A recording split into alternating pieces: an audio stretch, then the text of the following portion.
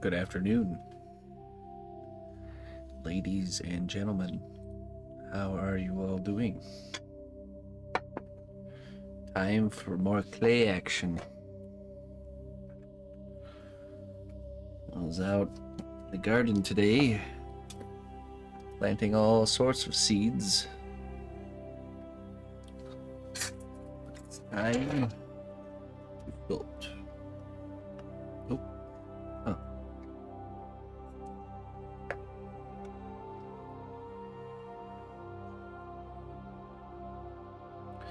Yeah, I saw in the garden, this is how I know when it's time to plant everything. It's as soon as I see baby tomato plants, volunteers, which are plants that plant themselves from the year prior. As soon as I see those, I know everything can go in the ground. So I went out today and I saw lots of baby tomatoes all over the place. So planted it, everything. Well, still got more to work to do, but quite a bit going. And we're supposed to get storms and rain, lots of rain this weekend, so perfect timing to get it in the ground now.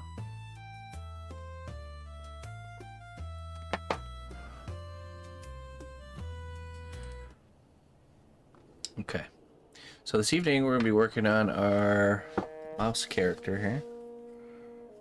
And we need to sculpt his weapon. Which is kind of like a staff with a slingshot at the top.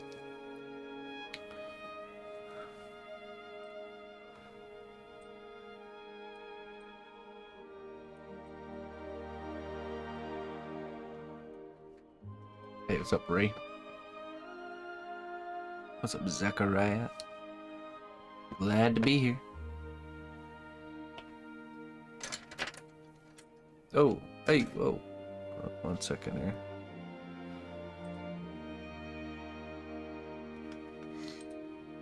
One second.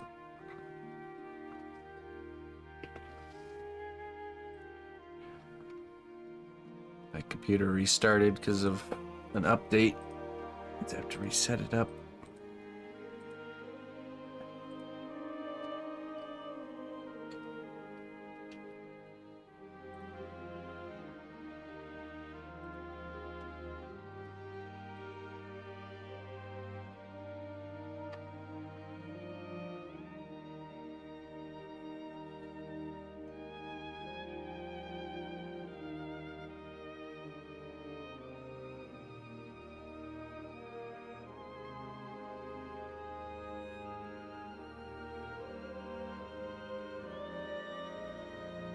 We did that arm last time we worked on him. Oh, the little furs.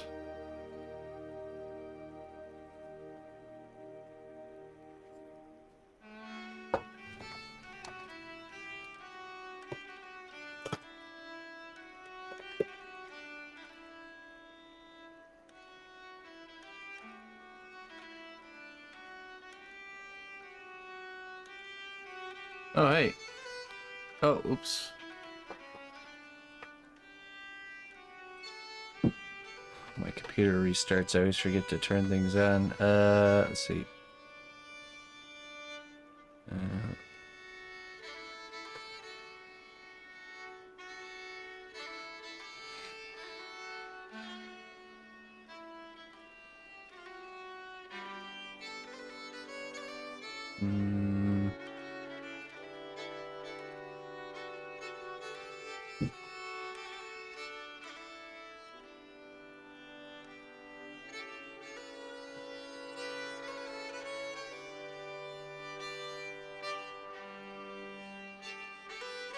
Just a second there, tactical.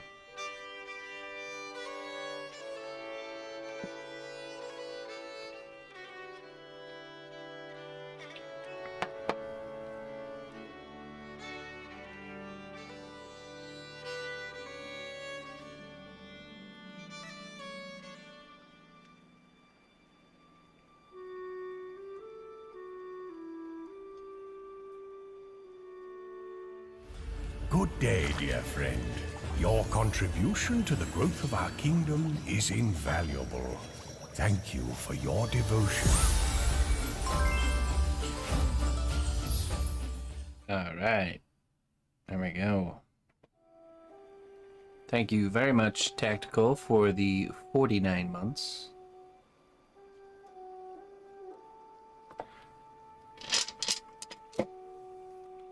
Get you a wisdom here. There's something else I need. That's right. I forgot to set up my activity feed.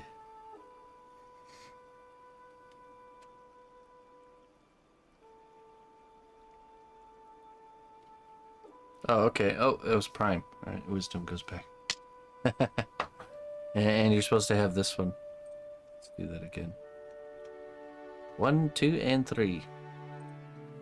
Listen closely, traveler, to what I say. Twitch Prime does not even cost a dime. There we go. Thank you, Tactical, for the 49 months. I appreciate that.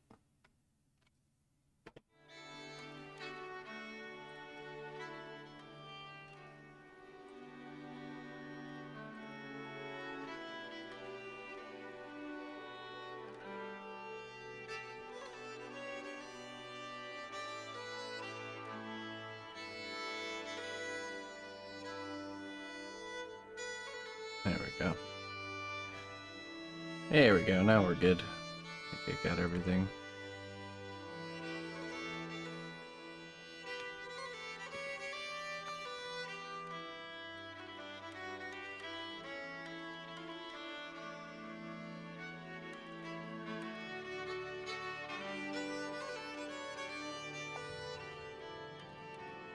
Alright, we're going to use this as the armature.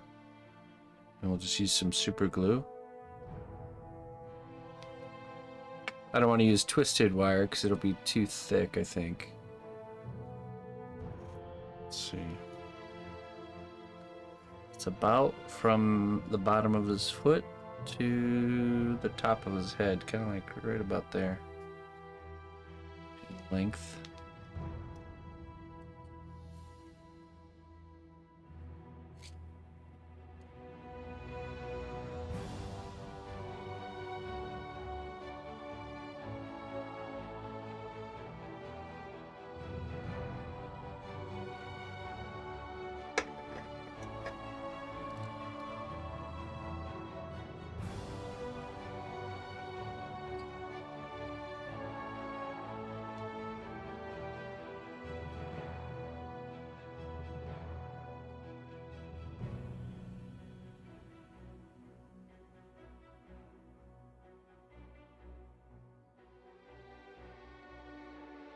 Looks like the slingshot Y at the top.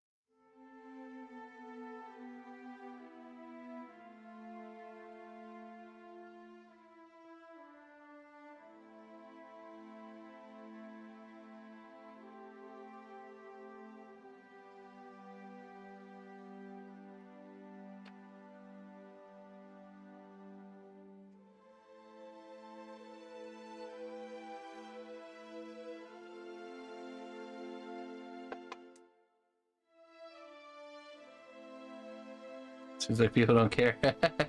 Yeah, it's alright.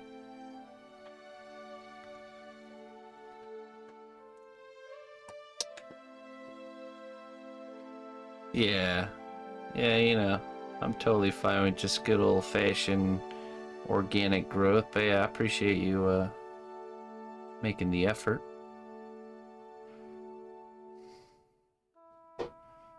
Very kind of you, my friend.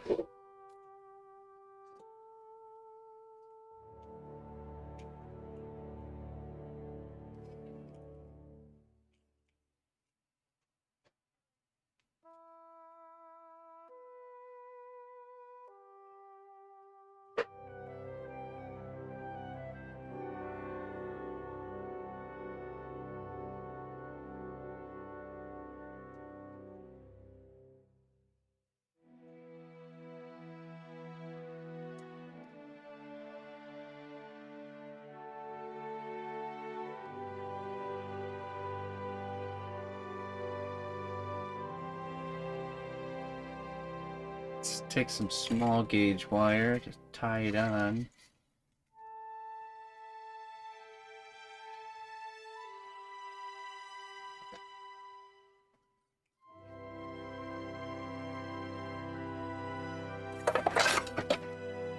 Oops.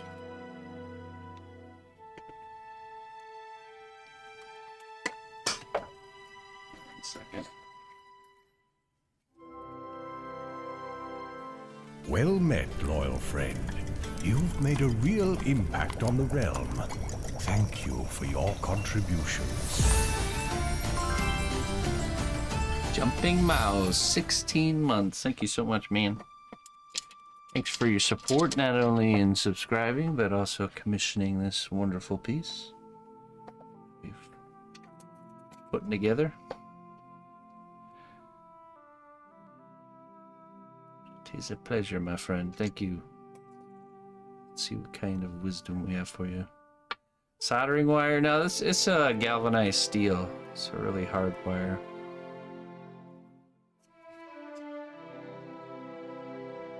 In times of uncertainty, hold fast to the tiny triumphs that give you hope and strength. It's the small things. It's the small things that count.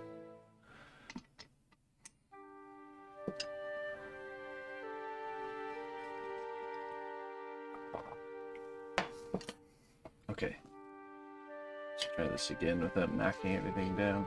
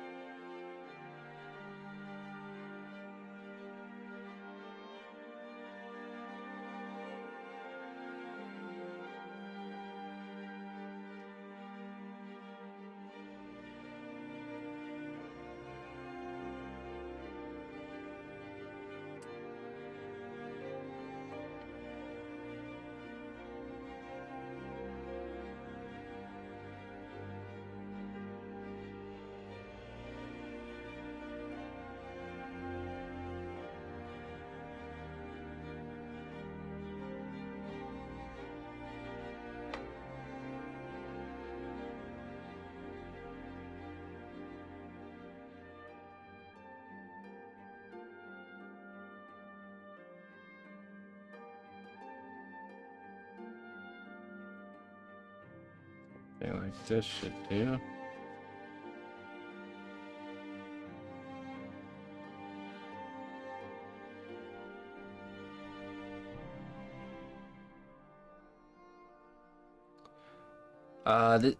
David Petersen, actually.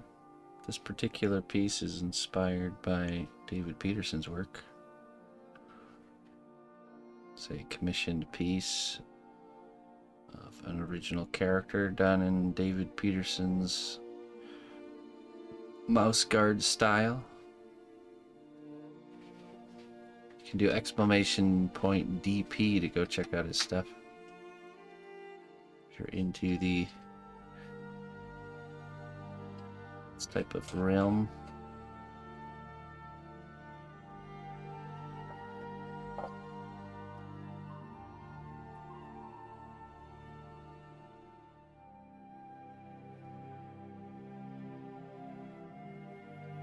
Okay. We need accelerator and super glue.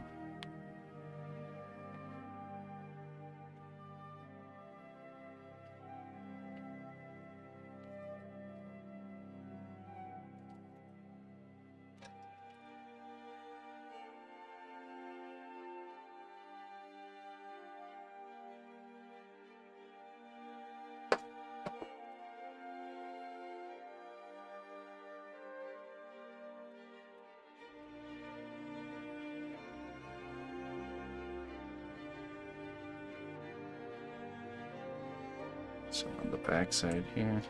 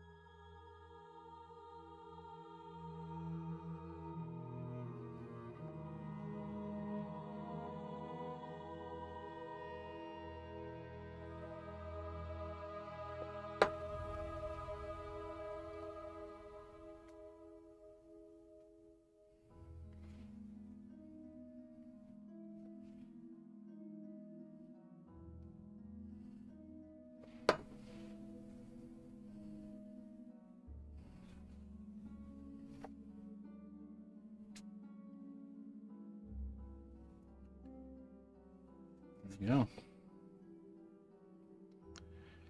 That's nice and solid.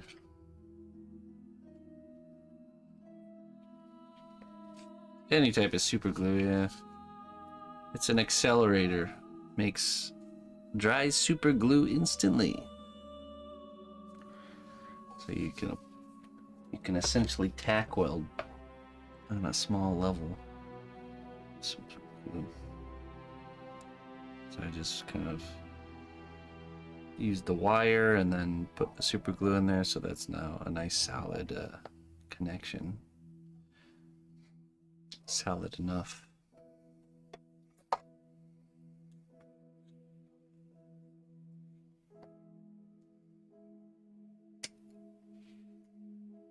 we go. Now we need to bend this shape of this staff here.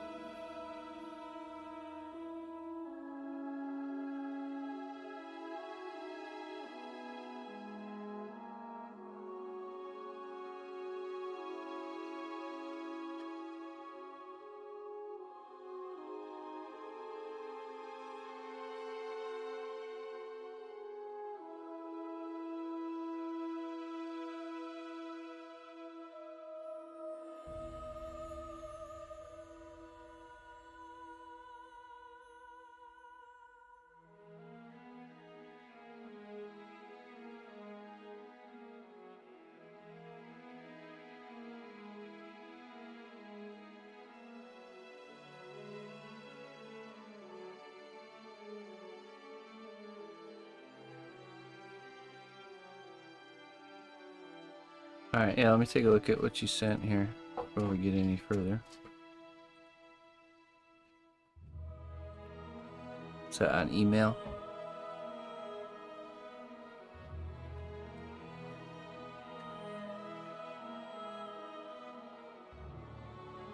That's a fine stick. Oh, thank you.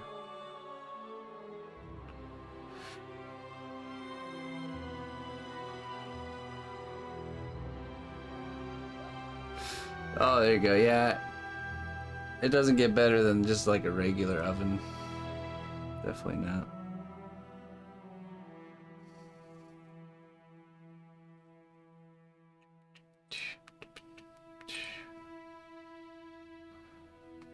Let me see. Ah, yes.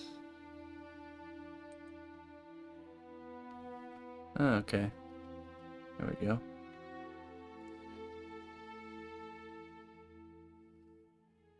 Okay.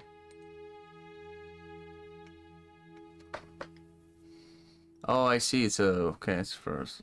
So it's actually a D&D weapon.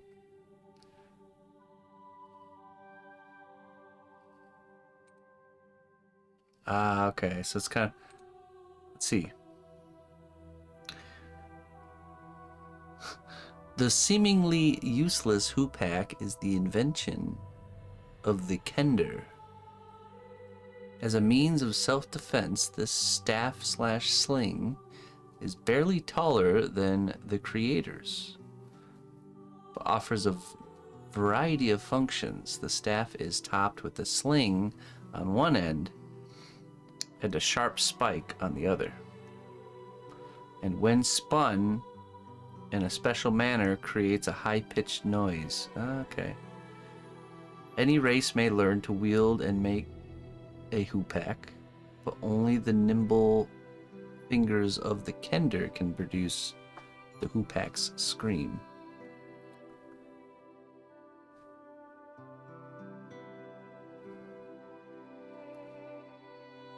Tasselhoff Burrowfoot for the win. What's up, Cave Geek? How you doing?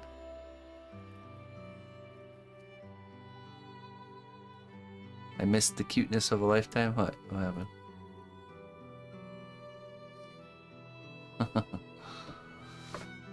Merchants also, may also be wary of wielders of the hoopak due to its reputation of ownership by the infamous kender.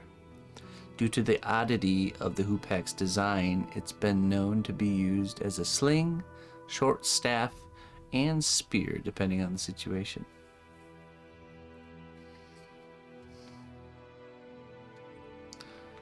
Okay. Oh, I see. Okay.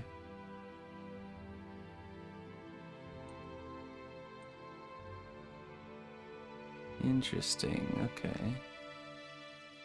So the top isn't not a slingshot, it's more of just like a sling. So you probably like put a rock in there and you just go like this, like.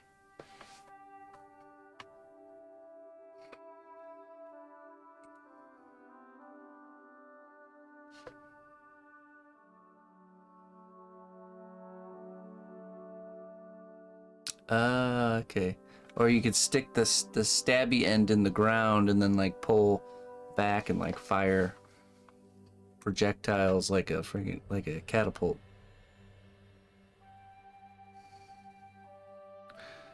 From the like a slingshot, it may also be used as a traditional sling staff. The hoopak may be swung around to emit a low thrumming before, or known as a bull roar. Okay. Tassel, huh? Yeah, I am. I see. Okay, I see. A better understanding for sure. Okay. Alright. Well, yeah. I definitely understand it a lot better now.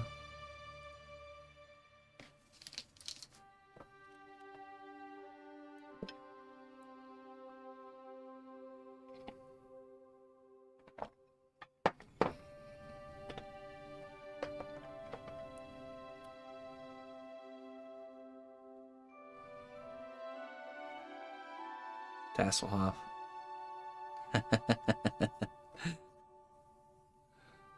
Okay, so it's supposed to be about the same height as the character.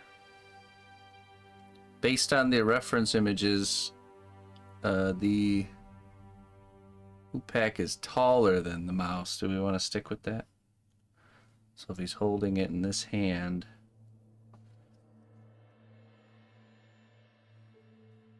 yeah, no, that's just a little bit taller. Or we could trim it down.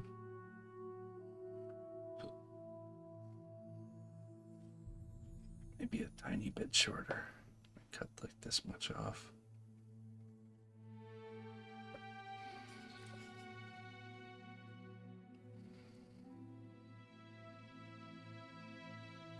Yeah, maybe about that much cut off.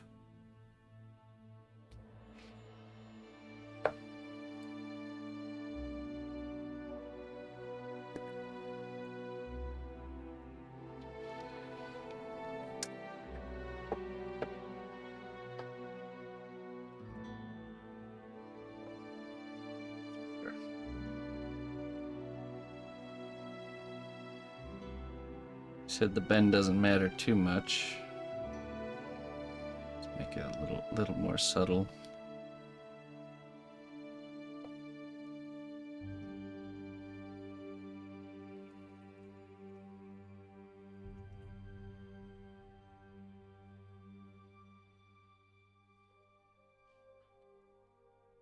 That's a nice shape.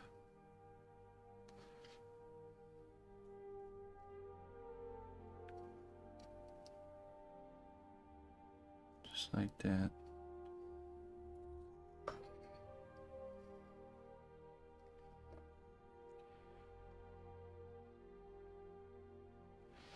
Rather bendy branch, yeah. But I imagine if this was the weapon you would bend back, you would choose a branch like this that's already got that bow kind of arc to it. Oh, that's what I would do. Okay.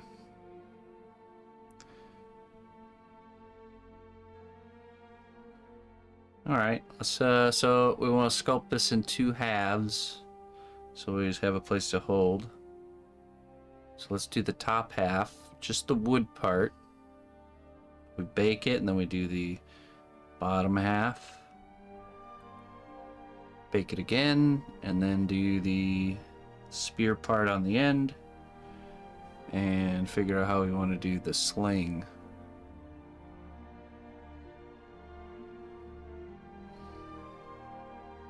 Is it so is it like a stretchy material? The like the sling pouch? Or is it just like a almost like a leather bag?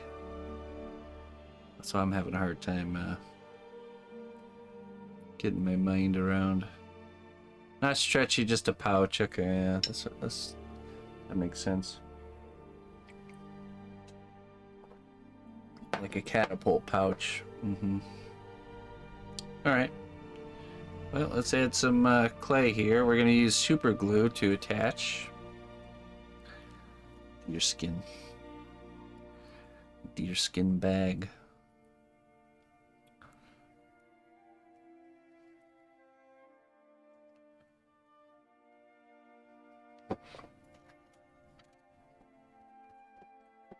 Use super glue to attach it since there's not much surface area for the clay to grab onto.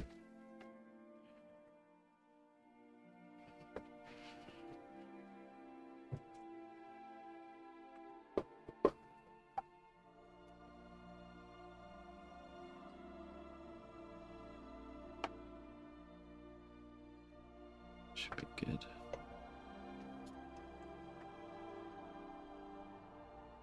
Should get emo stats here.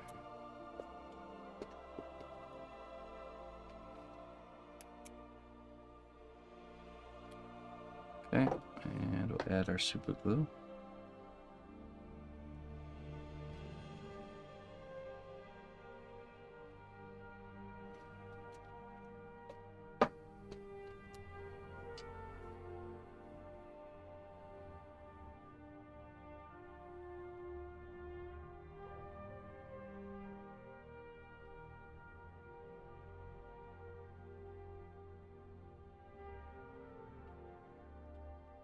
It's a big drip. Got my paper towels. Oh, yeah, they do. Yeah. There we go.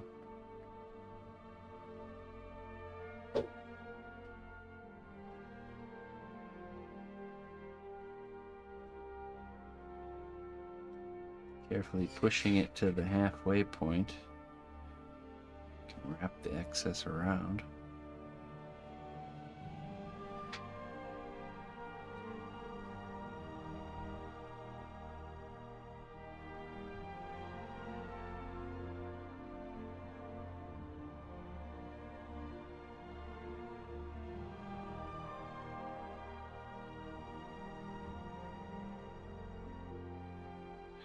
Oh, yeah, you're right. It is like one of those lacrosse throwy thingies. Couple bigger drips in there. Just wipe those down.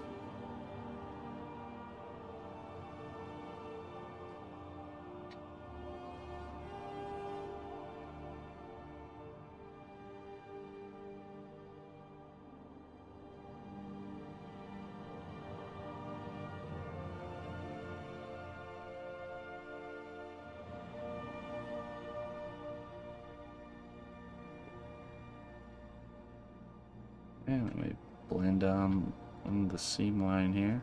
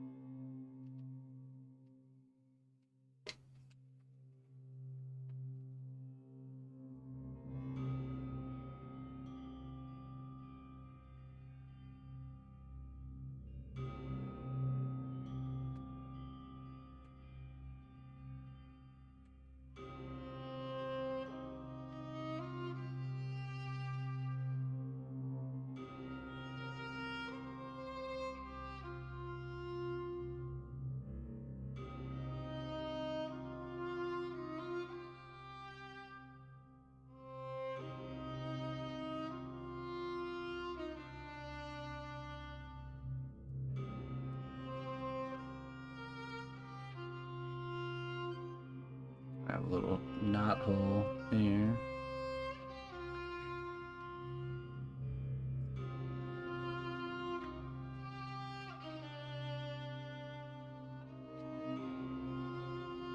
We add some smaller material up here.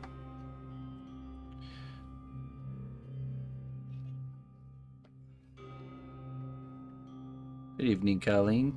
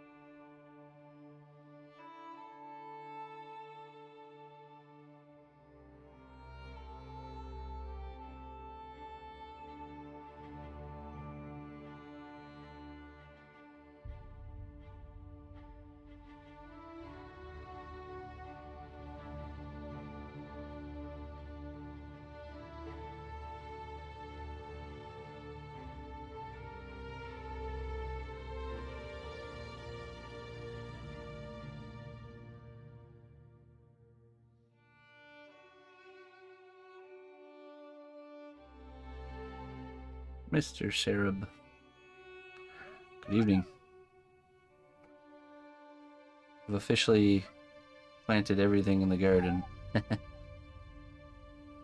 I went out today to check, and there was baby tomato plants just popped out of the ground. That's when you know. So I just follow what the volunteers are doing. It's not let me down yet.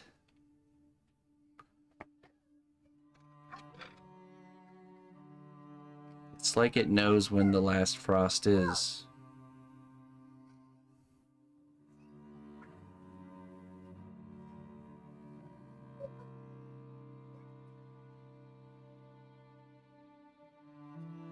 The thing about it, those seeds have been laying in the ground for over winter since last season. Just laying on the ground.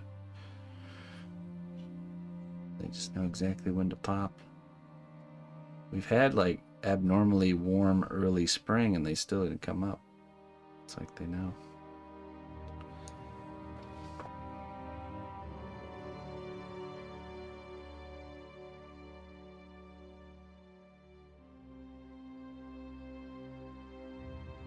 Oh, there you go. Nah, I don't think you're late. Probably get some pepper starters, but I planted some seeds, pepper seeds. This year I'm doing seed trays, so for certain things, planting into seed trays and then transplanting into the garden.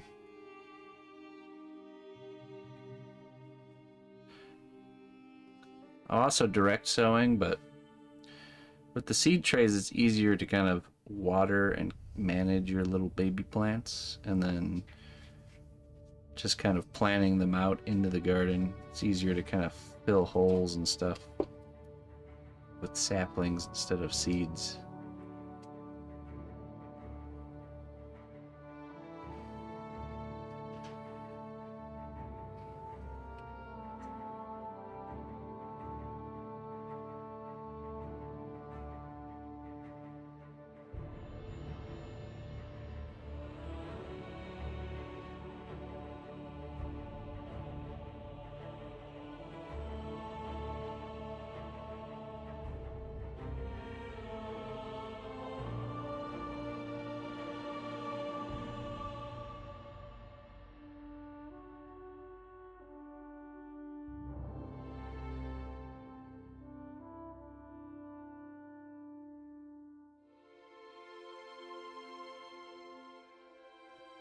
Right.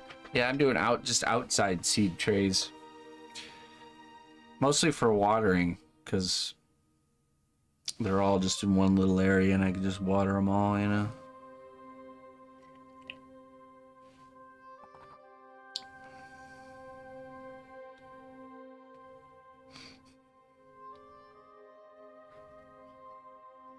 February, yeah. That's alright. I've been considering overwintering pepper plants indoors. Some people, they do that, are able to overwinter theirs. Where you literally, like, you trim off all the branches and the greenery, so it's just like a little stump of a pepper. And then you dig it out of the ground and then bring it inside. And it stays like in a state of dormancy over winter. Doesn't really grow, just kind of sits there, but doesn't die.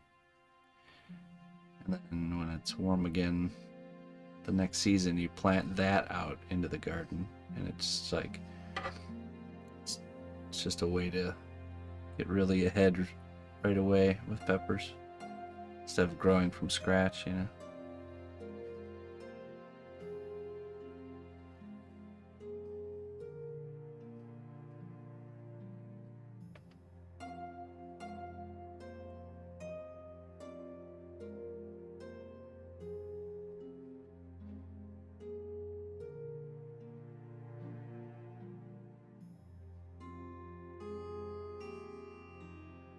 Yeah.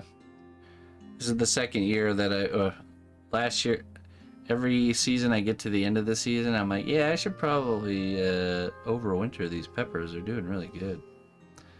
And it's like, nah.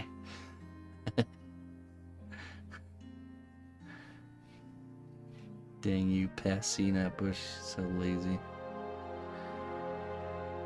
Always making life hard on me.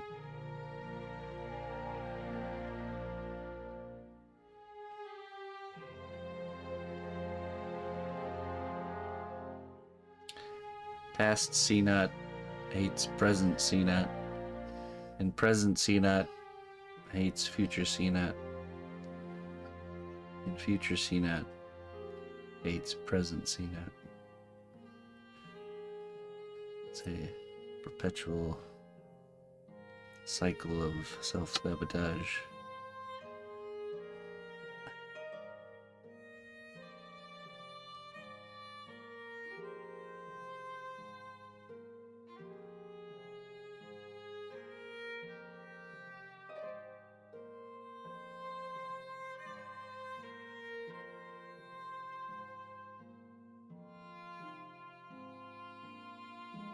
I'm gonna look up some reference here for some nice texture. Nice stick texture.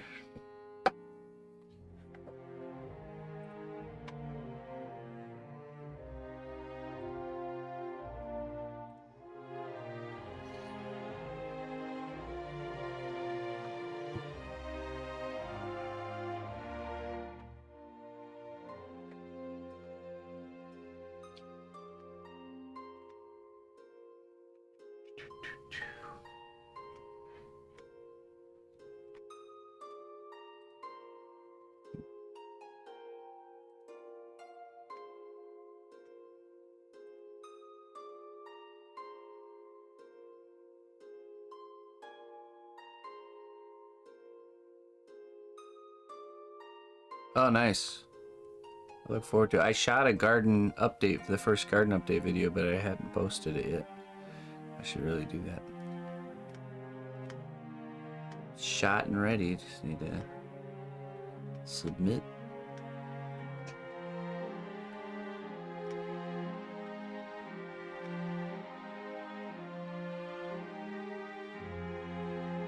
That's some nice twisty branch texture. Let's use that as reference.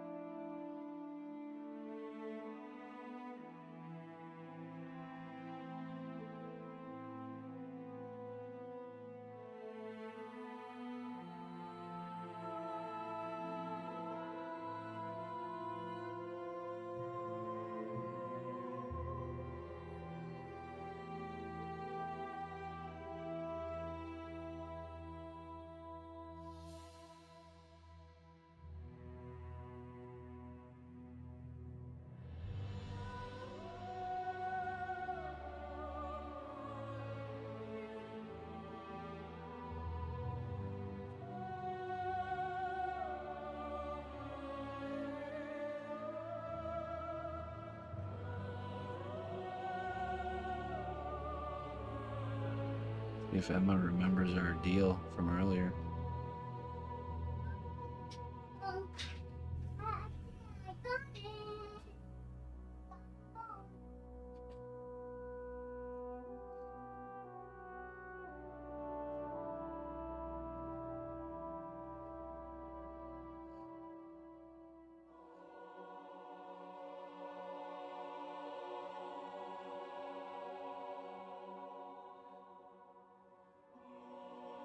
Il Gallo. Have a good night. Schlaf gut. Gute Nacht.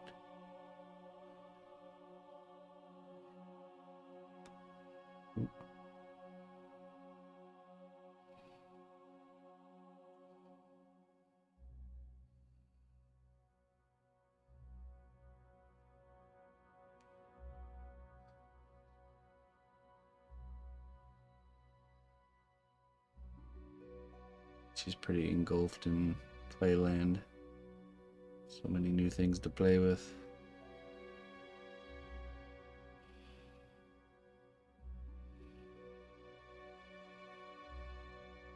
She really got into playing Animal Crossing.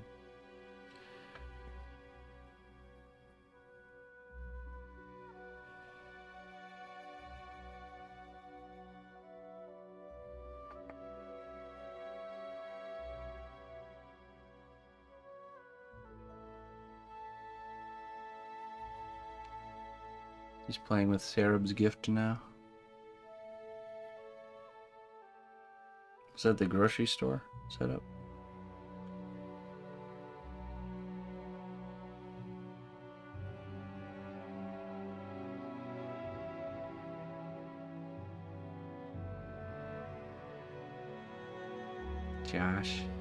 Josh's gift. Whatever that guy is.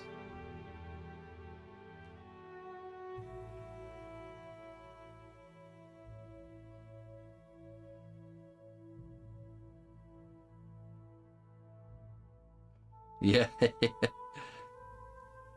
Well, she's been setting up a medicine shop outside a lot too, making medicine. And apparently she's making poisons too. She informed me of that today.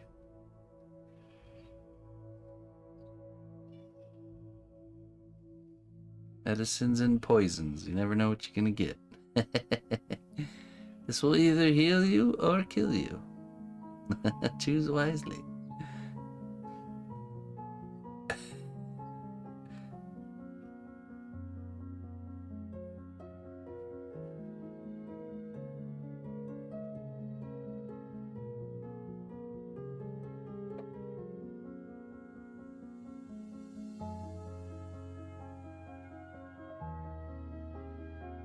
Let's brush this with some alcohol, and we'll add the fine lines.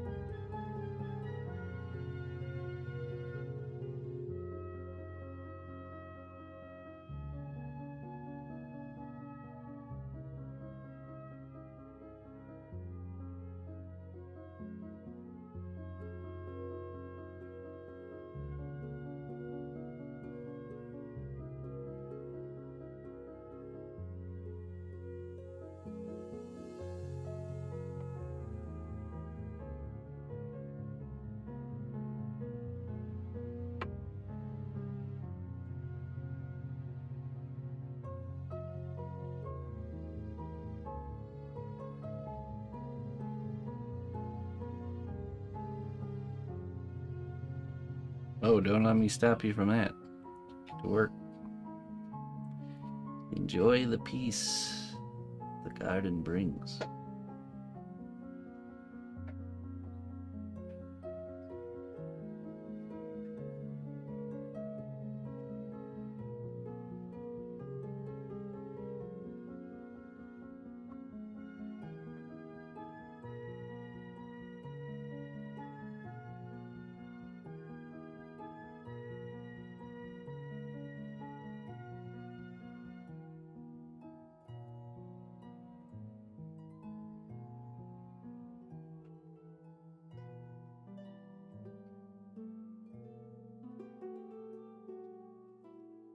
Okay, let's begin the fine lines,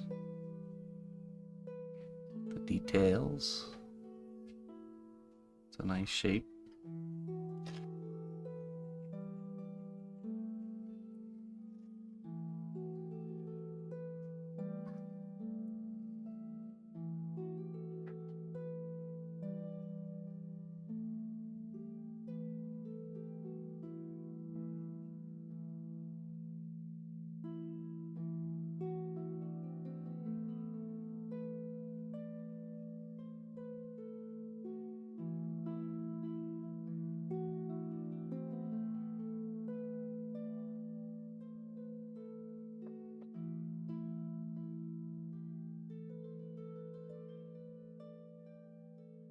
I think so.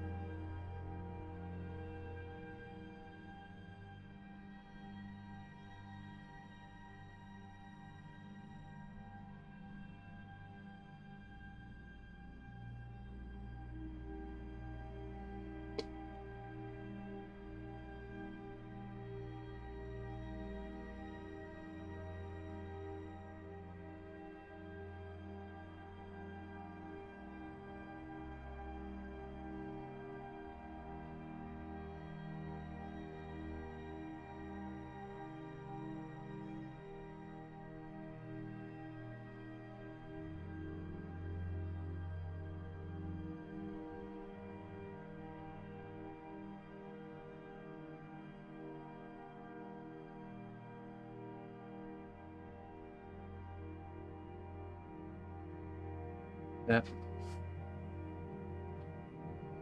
Orca.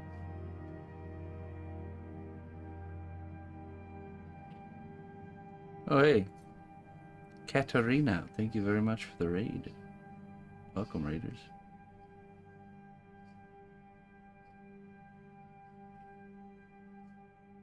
Come on in.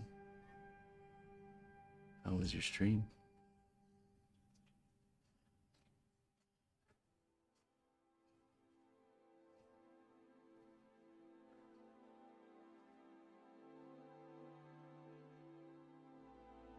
Magic wand.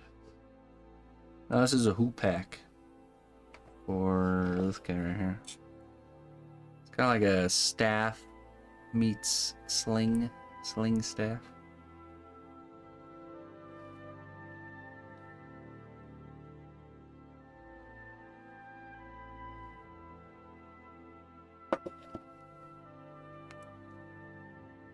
Slaff. By the way, Jones, Emma's been very much enjoying the easel. She just did a painting a little bit ago. It's a big hit.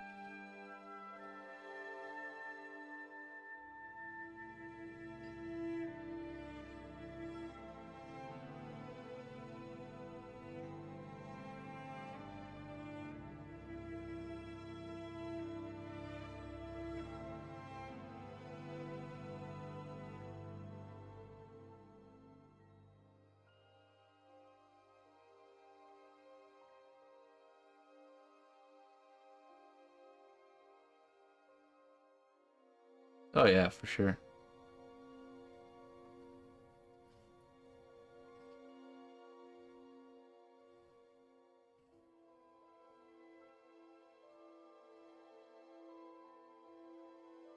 Working as intended.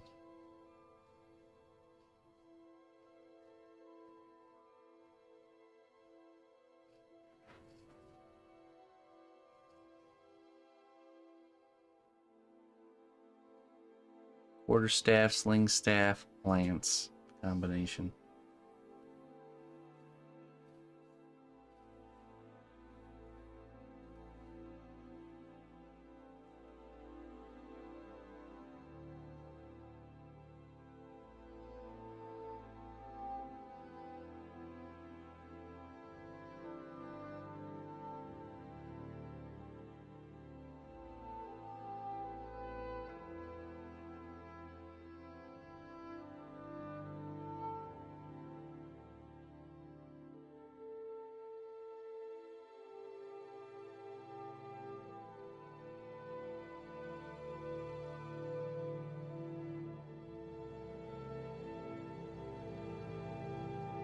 Good night to you.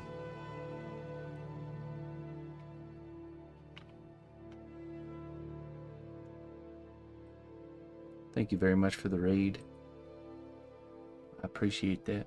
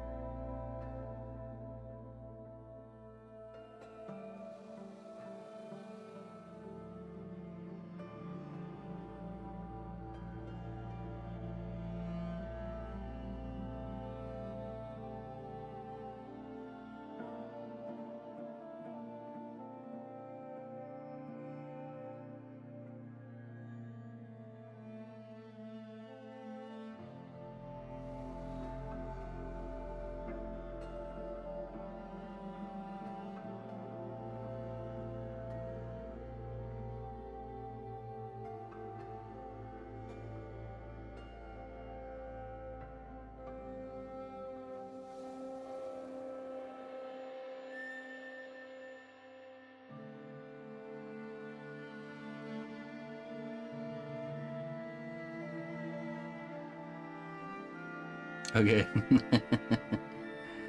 Yeah, thanks for the gifts there, Comps. I appreciate it, man.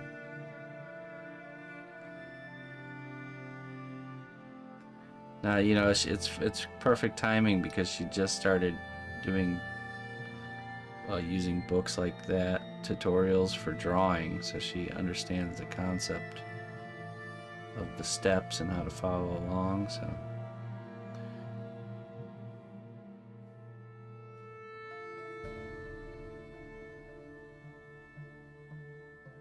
They went to sleep? That's alright.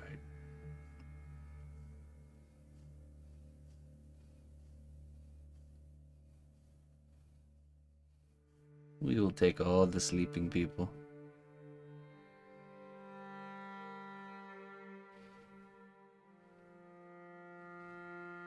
What do you stream, if you don't mind me asking before you go? Some kind of stuff you doing over there?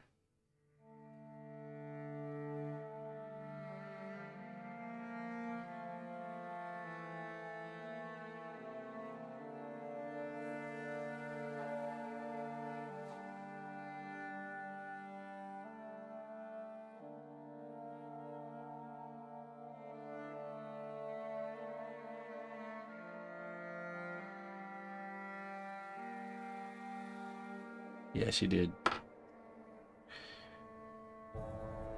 We realized better than just like action figures and little toys, the activity toys are the best kinds of toys. The ones that keep her busy for a while. So that was a lot of our focus.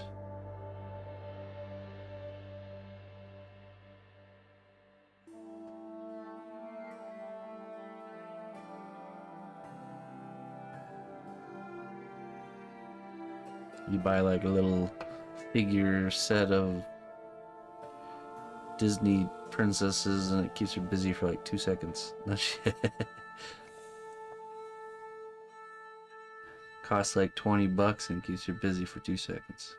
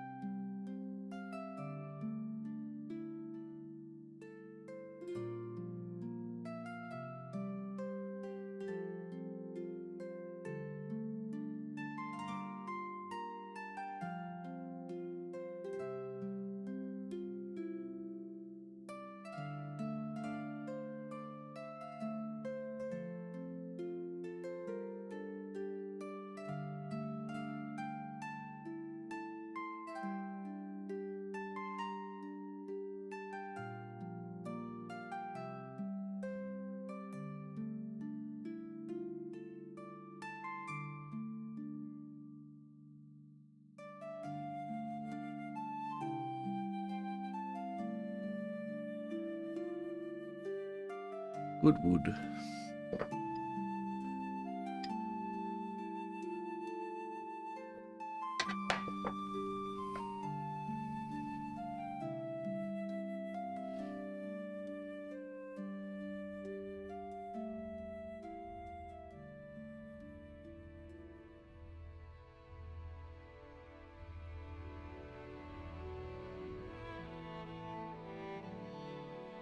Oh, hey. How you doing there? Expat brat. Nice to meet you earlier. Mr. Serub directed us your way. It was my first time watching you. I tend to be quite the lurker.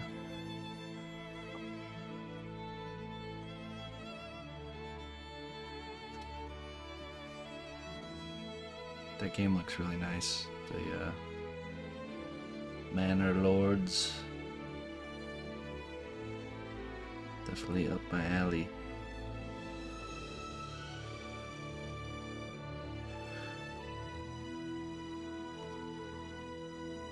It's not out yet though, right? It's just, isn't it in like a pre-release kind of thing?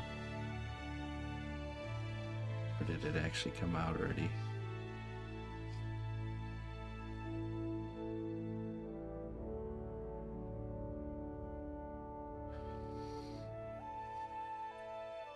Ah, okay. Cool. Yes, what we're working on tonight. This is a mouse guard character, inspired by the David Petersen art world. We're making his hoopak, which is like a spear slash sling staff. Interesting weapon.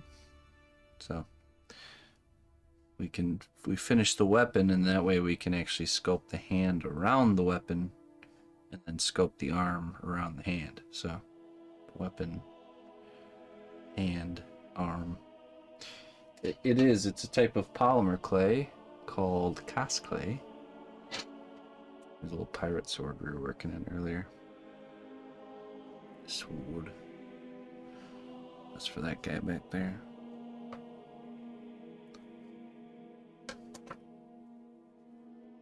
Let me show you. Take a little gander at this guy here. This is one we're in the painting stage for.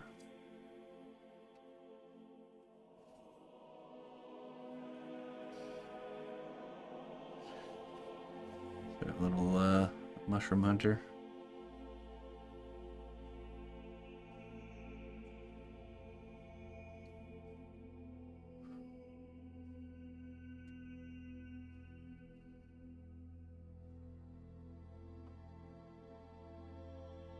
Why, thank you. Here's the pirate.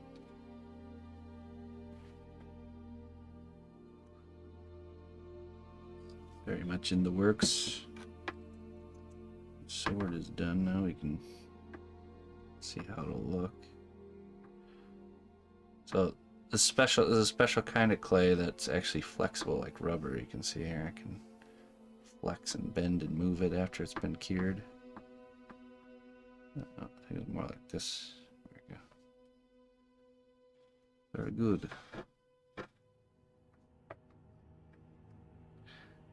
Sea of Thieves, yeah.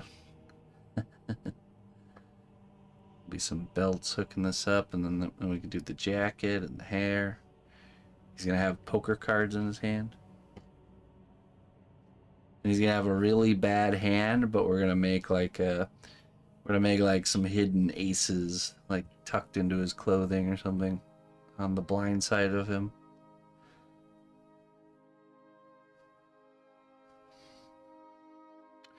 Well, most of these works are commissioned pieces, so people commission me to do all kinds of different things. This particular one is of a captain called Captain Sabertooth, but I'm allowed to have pretty much creative freedom with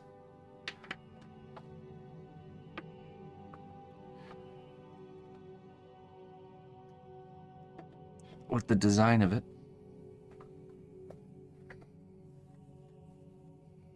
Hello, Kamaus.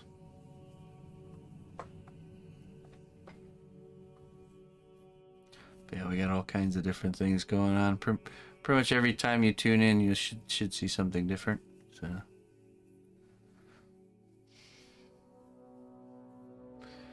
yeah, it's not the nobody gets to where I'm at overnight. You know, it's not something.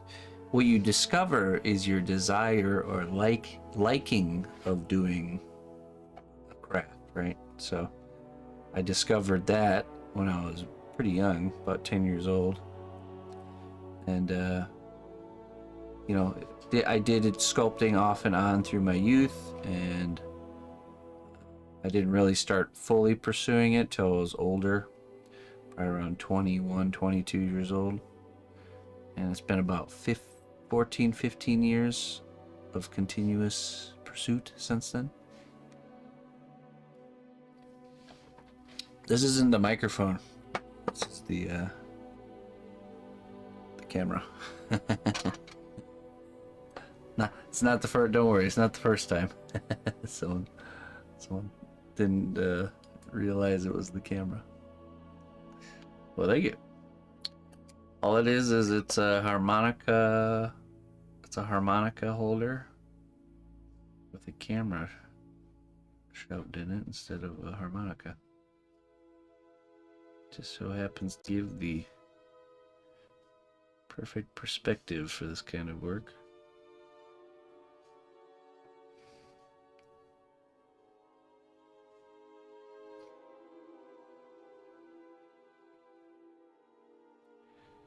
In cinema. Oh, really? What kind of job do you do? Now I'm curious.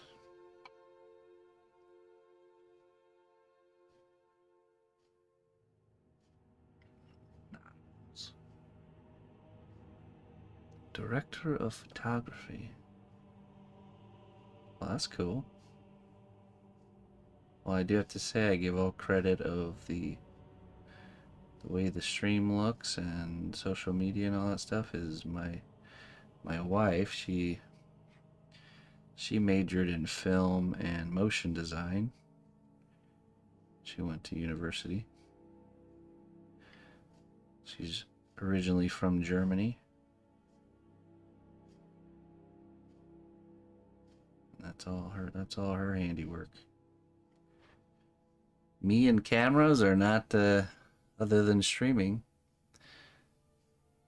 Yeah. Yeah, she's got the webcams all fine-tuned as best as they could be for webcams.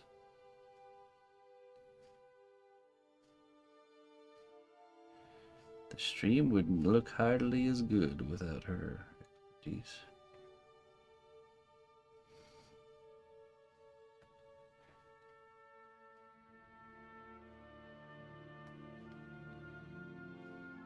Okay, a DOP. Director of Photography. Cool. I shall let her know. Thank you.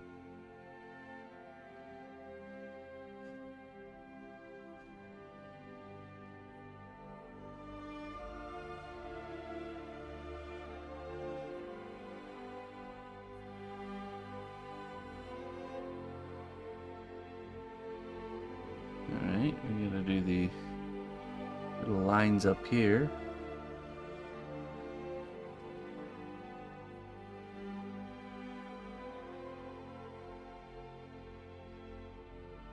Then we'll brush it and then do another wave of lines.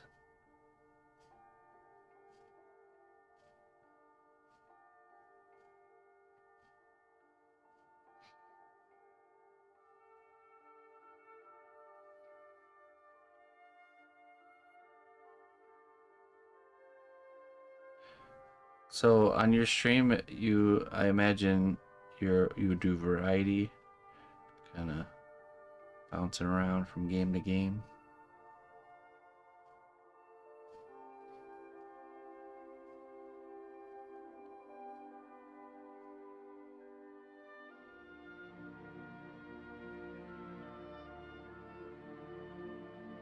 Director of photography by day. Variety game streamer by night. Star Citizen. Oh, very cool.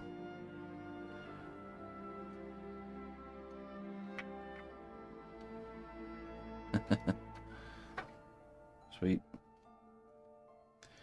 Star Citizen's still in development, I imagine. I've seen quite a bit from it.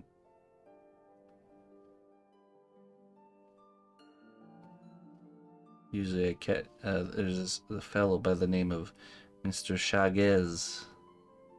Used to be called Der Shakes. He's a German streamer that does a lot of Star Citizen play from time to time.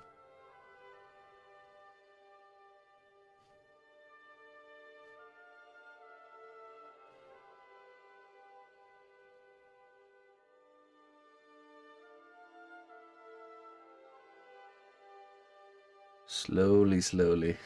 Well, they're doing something right because it's still moving along.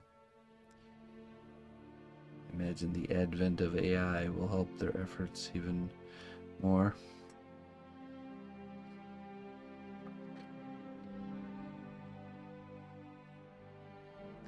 Dorenda. This is a weapon for a little mouse character here. It's called a hoopak. It's like a staff. It's a slingshot staff. Spear. Thing.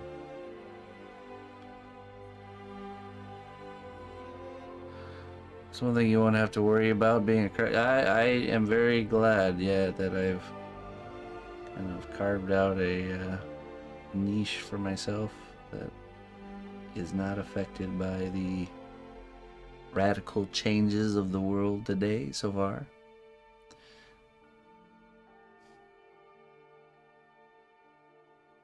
Very glad about that. It's quite turbulent times for the art world.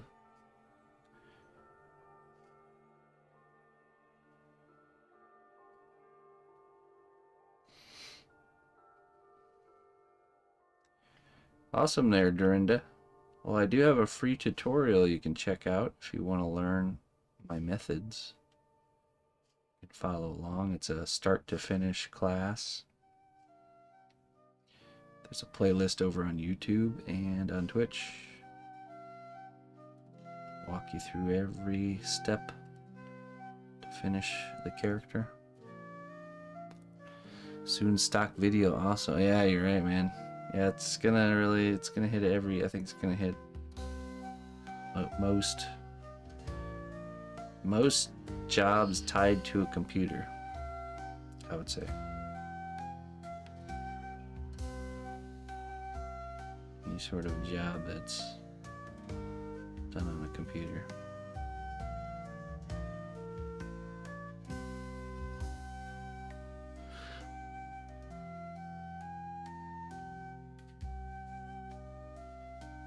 Oh yeah, for sure. Yeah, just for future stuff, but glad you're on the path of learning.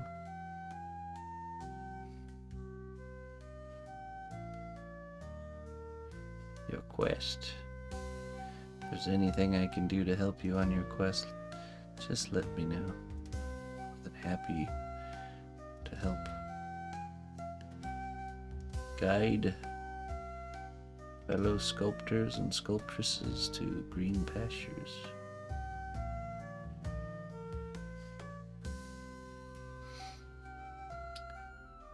Actually, you know what? Funny enough, it kind of. I sculpted before painting miniatures, but what got me back into sculpting after I had stopped was I started thinking of ways to make some extra money, because at the time I was working a part-time job at Target. That was the only thing I had going for me at the time. I dropped out of school and all I had was a part-time job. So I started figuring out ways to make some extra money with the skills I had. And that was my first thing I did was I would buy sets of Warhammer 40k minis and then paint them and then sell them. And back then the only place to sell things was eBay, so I had a little eBay shop. This was like, let's see, when was this? About 2010-ish. And then, no, about 2009, 2010. And then I started sculpting again because I bought some clay to sculpt some custom bases for my minis to make them more desirable. And I just decided I wanted to make a sculpture since I had everything I needed. And at the time I was playing StarCraft 2, was in beta, Wings of Liberty. And so I decided to sculpt a Zerg Hydralisk character from the game, if you don't know. And with no intention of doing anything with it, but I already had this eBay store set up, so I decided to try and sell it. I ended up selling it. And that gave me the idea of, well, I really enjoyed sculpting more than I enjoyed painting a bunch of the same kind of mini over and over again, so that's when I switched and started sculpting StarCraft 2 things mostly at the beginning. I do play video games. Sometimes. Way less now than I used to, but I still do. I think me and the missus would like to go check out Small World, I think is what it's called. We're considering checking that one out.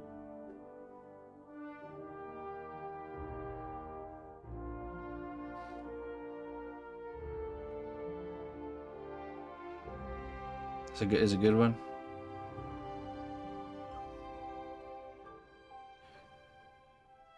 No, I don't play any MMOs. Not anymore. I used to. I totally no-lifed World of Warcraft for a period of my life. Way back when.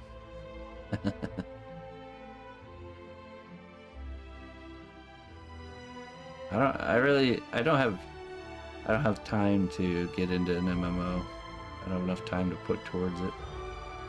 Also, it's just, I don't know. Your gaming taste changes as you get older.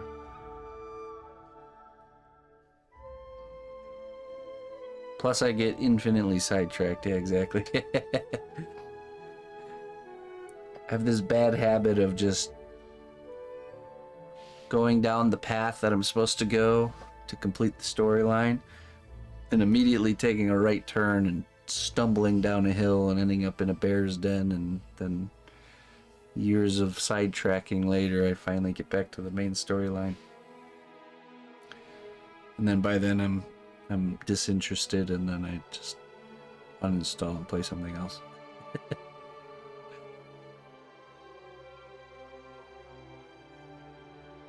It's all the fun stuff. Squirrel, yeah. Exactly.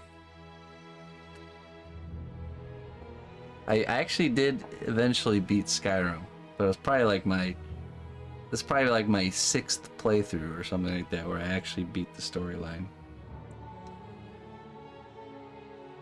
But I haven't beat. I've not even got close to like Witcher 3 or Kingdom Come Deliverance.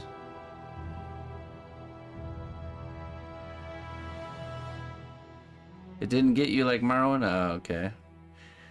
Skyrim really got me, and especially when I started getting into modding. See this is here, let me describe my Witcher 3 playthroughs, because I keep going back to it and trying to play through it. I've done the Bloody Baron questline so many times though, I don't think I could possibly do it again. I just can't. I've ruined the game for myself. But this is what happens every time. I'm like, alright, here we go. Starting up Witcher 3. I'm gonna play through This time we're gonna stick to the storyline. Here we go. I literally encounter the first guy selling Gwent cards, and then I get immediately sidetracked into like, yeah, riding Roach full speed from town to town, collecting all the cards and climbing my way to the top, playing Gwent.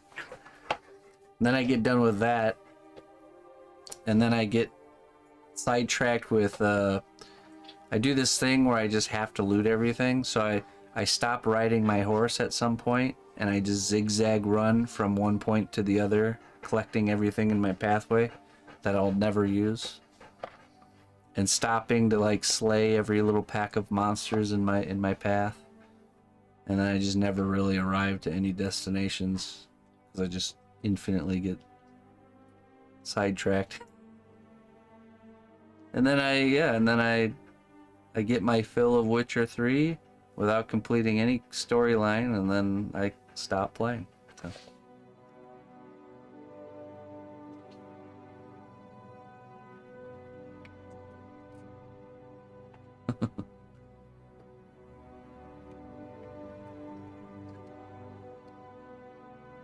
Kingdom Come Deliverance was pretty bad too. I didn't get far in that storyline at all. I actually, you know, in that game you can go back to the starting town that gets destroyed, and there's like a bunch of high-level bandits there. I figured out I could go there with like a bow and arrow and a horse and just infinitely kite them in the field, shooting arrows at them. And so I eventually killed all the bandits in the town just doing this cheese tactic. And then I spent probably like days hauling loot from the town and like slow walking all the way to the other town where I had the little room that I'm renting from my uncle or whatever, and just became super wealthy and powerful like at the very beginning of the game. Bought all the most expensive armor and the best horse upgrades and all that stuff. And then I was like, well, I'm done. Mission accomplished. I'm rich. If you get rich in a game too fast and like buy everything, it's like it like totally destroys your desire to like progress. Oh man. And now if I try and play it again, I'll just do the exact same thing. I just know I will. Like, all right, this time we'll just keep going with the storyline here.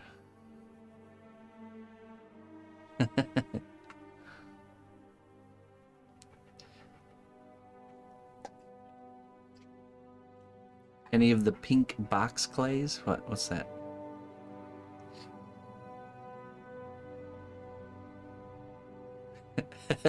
Nah, no one would spend. It was not easy. It was not easy for sure. The guys are like running like full speed at you, and you're just like, yeah. Get like just far enough away to turn around and blink, arrow, and then run fast again, you know? Because if they hit you one time, it could knock you down. Oh, no, I didn't sneak any of Emma's clays. No, definitely not. 300 glass boots later. What do you want? You have to go potty? Need water? What do you need? Sadie needs something. I'll be right back.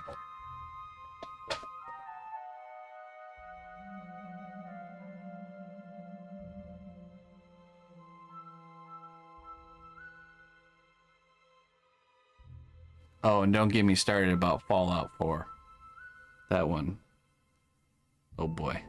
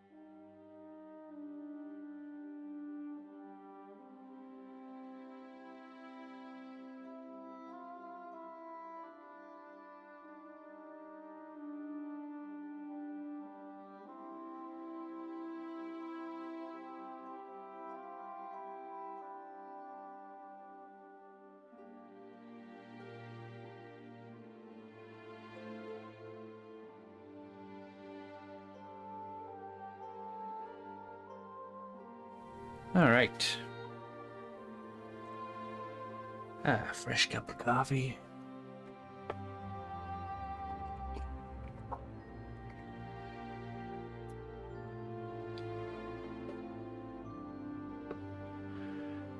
What's your technique for making old Sculpey work again? I got an unopened 12-piece multicolored pack from the thrift store, and the clays don't clay. So what you have to do is you have to mix oil back into it, essentially. Which is, it's not easy. If you have a food processor that you can use for clay, or a pasta machine, it's gonna help you process it, essentially. But it's not easy, but you can do it for sure. So just like mineral oil or something like that.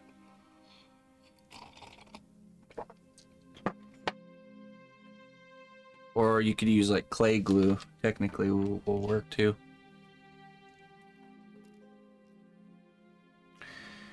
But yeah, so my trap with 40 weight. What, oil? No, not motor oil. Mineral oil is probably better to use. It's because it doesn't go bad, you know. But yeah, with Fallout, every time I would always get stuck in the settlements, just like endlessly upgrading and customizing and creating settlements.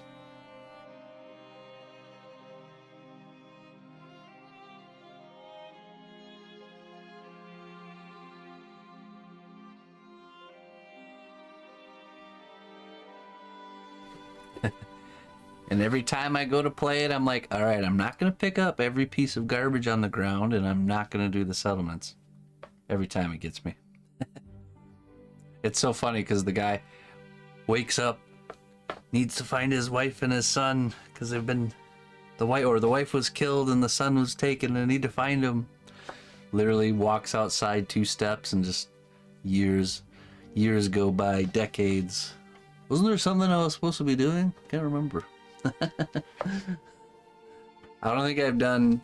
I always get to Diamond City in the storyline, and that's it. It's game over. Diamond City, then there's plenty of distractions to keep me occupied. Yeah.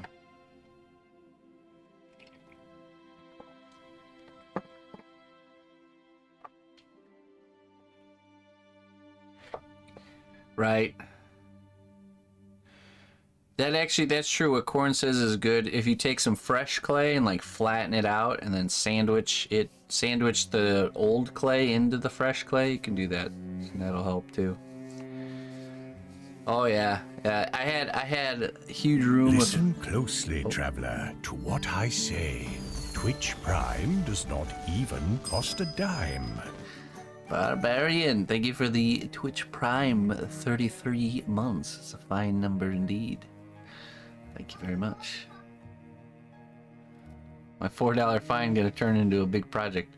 I used to buy dried boxes of clay from Hobby Lobby. I would barter with them.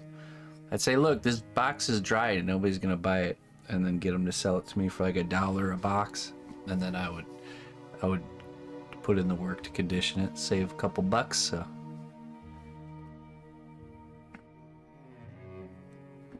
okay, Jones. All right, we can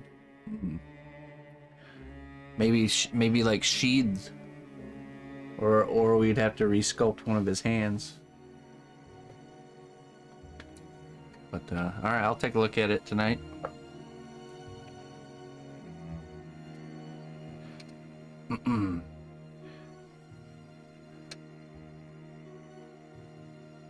Speaking of fall, the show was really awesome. If anyone's not seen it yet,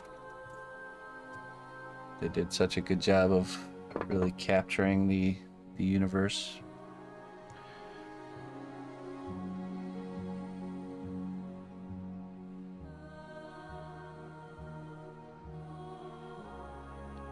I wonder, is the story canon? Like, is it actually? I imagine it is, but like the big revealings in the movie, I wonder if it's actually part of the canon.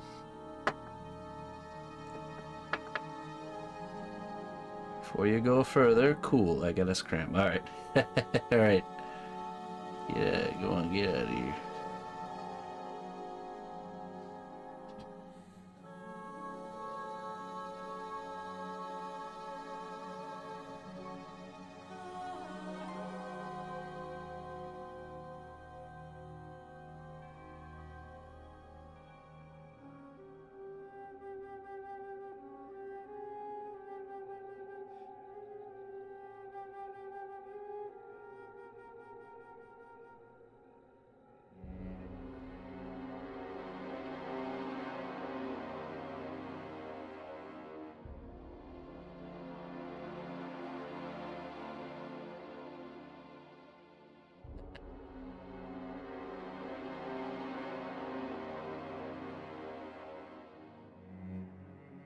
It is canon.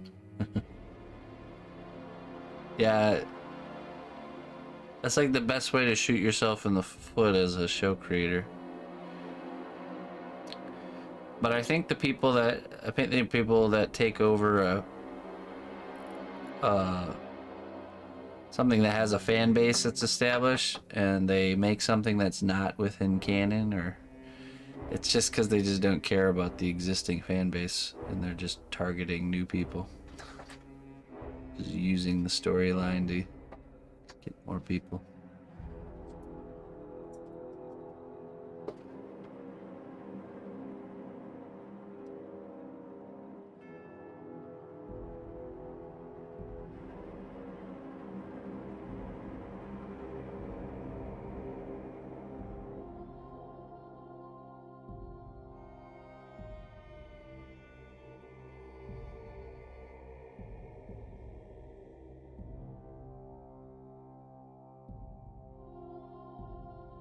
That's true. Oh, so it wasn't canon. Okay, yeah, it totally felt like it could be. So I was not opposed.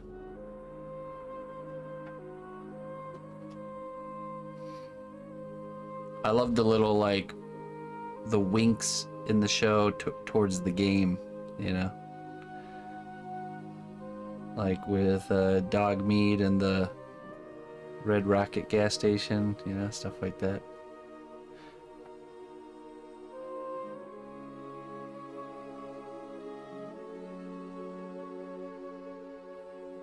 I've been using Cosplay and Sculpey. I think I need to switch to Firm though because of how warm my hands stay.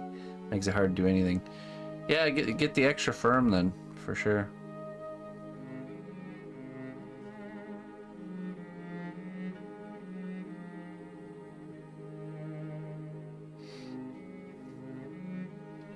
Yeah. Yeah, just the details, details. As you can see, I'm a person of detail. I pay attention to the small things, and they were like on point with all the details.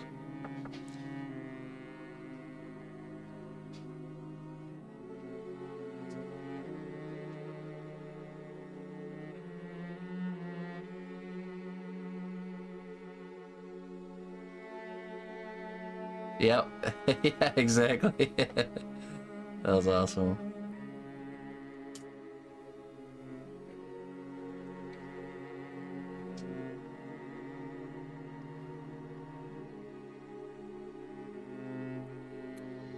Okay.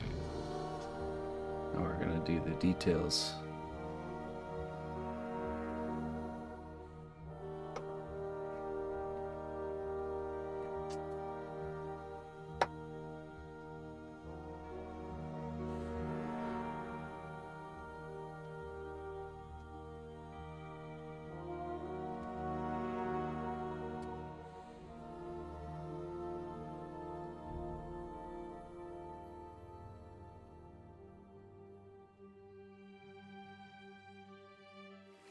Hail, noble ally. Please accept these treasures as a gift for your unwavering service to the kingdom.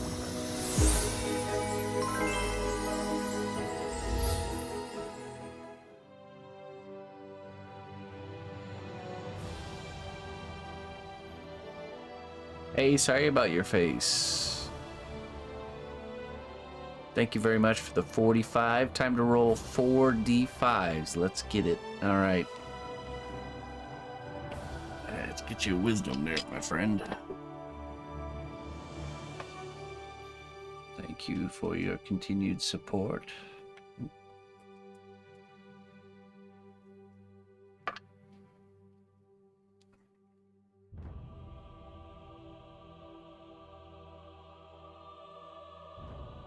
Remember, brave adventurer, that the greatest treasures are found not in gold or jewels, but in the bonds we forge and the memories we cherish. Remember that. Don't forget. Some dragon tears.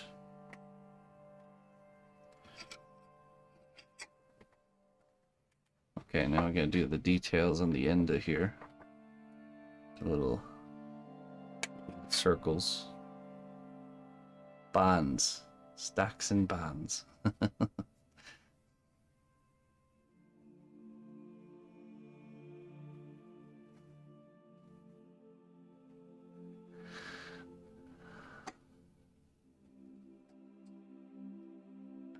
Yeah.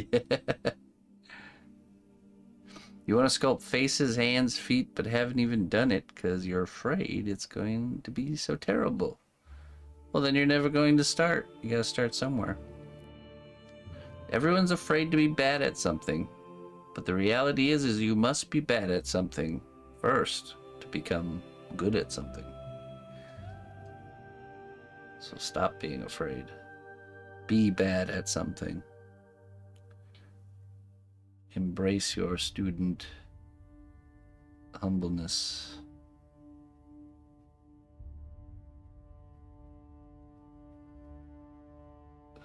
Student mentality. Don't let pride get the best of you.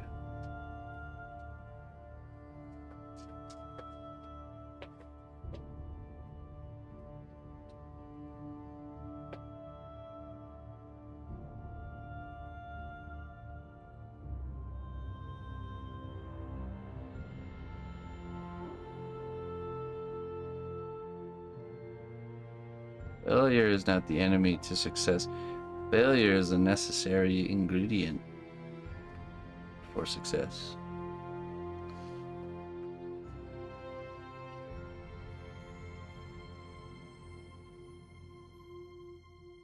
And a true failure is only when you set out to do something and you fall short and you don't learn from it.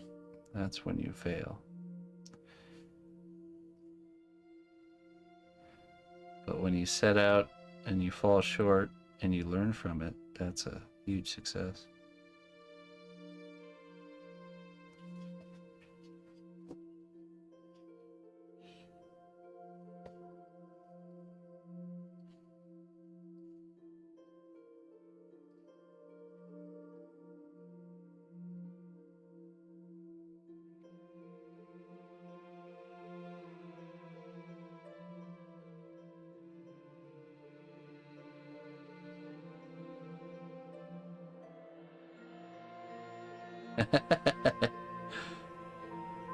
Uh-huh. Old Matt. I am having a good stream so far. Thank you. Hope you're having a nice day.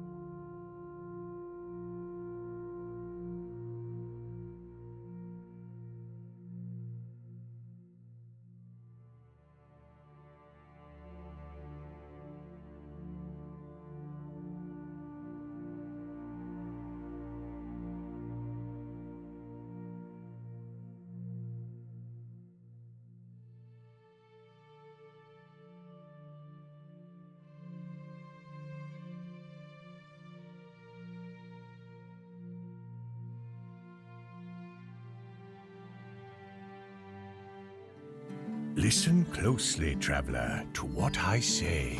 Twitch Prime does not even cost a dime. Next Victus, thank you for the 2 months, my friend. Thanks for sticking with me. I do very much appreciate it.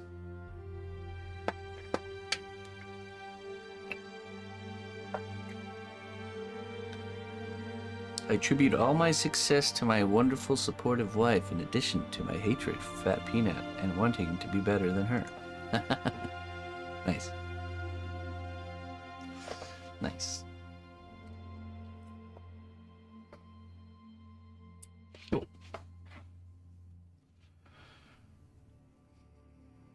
Let's do a few kind of deeper lines here.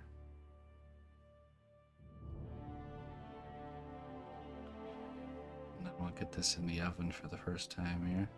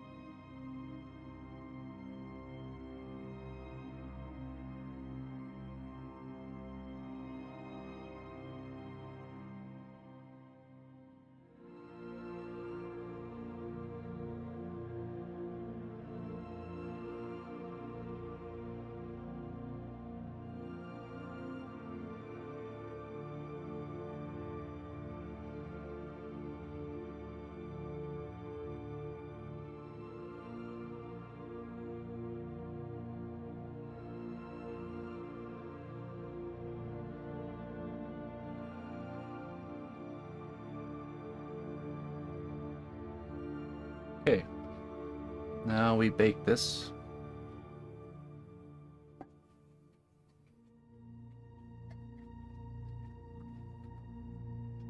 We'll use the hemostats to hold it, just like this. Go in the oven just like that. Hail, noble ally. Please accept these treasures as a gift for your unwavering service to the kingdom.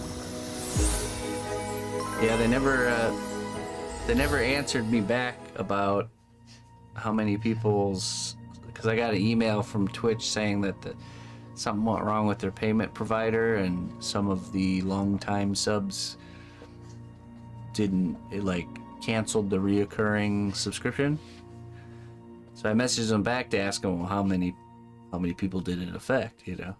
And they didn't say nothing back. So who knows? Who knows? Mr. Piggy, thank you very much for the tier 2 sub, my friend. 45 months. You get to choose from 2 options here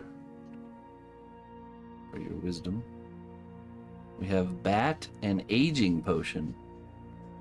What would you like?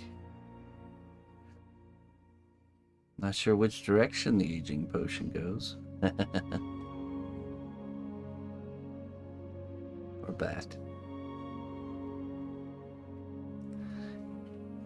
Aging potion. Okay.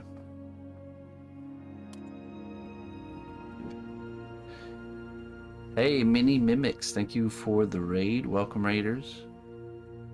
Come on in, everybody. Would you stream their Mini Mimics? You perhaps paint miniatures?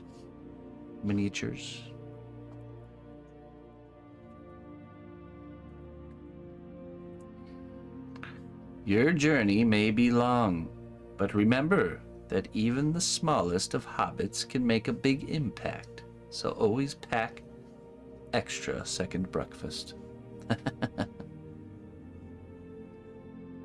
Extra second breakfast.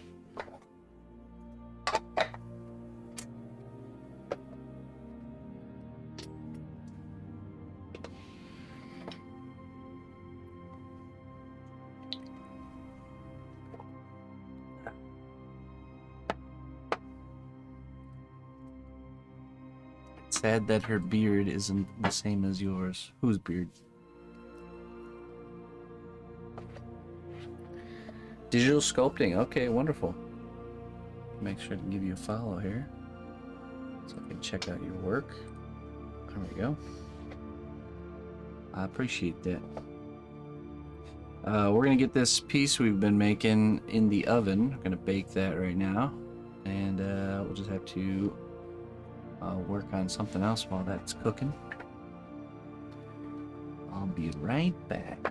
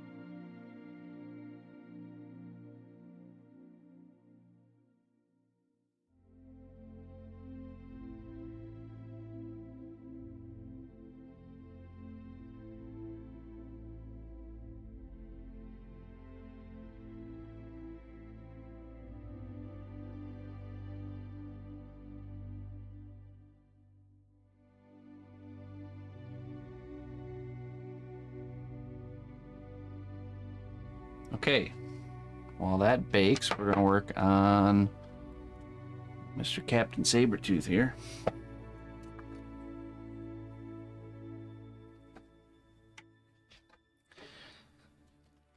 I believe we need to sculpt his hand. A bit of hand sculpting. I just need to look something up really quick.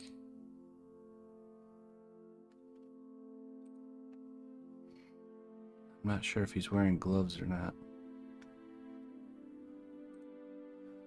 I'll just give him 2 hook hands and call it a day. Yar. Nah, no gloves. No gloves. Okay. This is the Captain Sabretooth so far. This is what we were working on. We were working on the weapon for this guy here.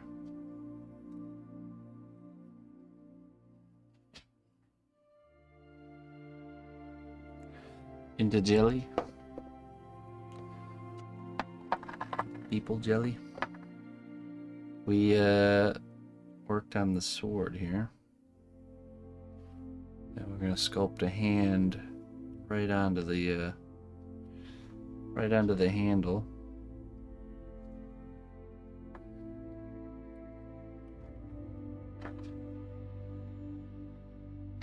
Then we'll bake it and attach the hand. Well, then we can do the hand guard over the hand once we have that sculpted. Okay. So, second, let's see here.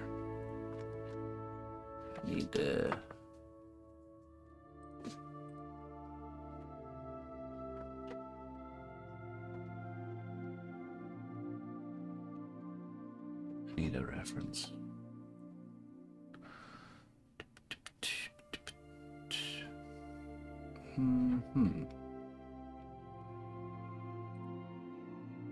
Hey, how you doing there, Mr. Summit? Mr. Summit Forgery. Came in with the raid, did you?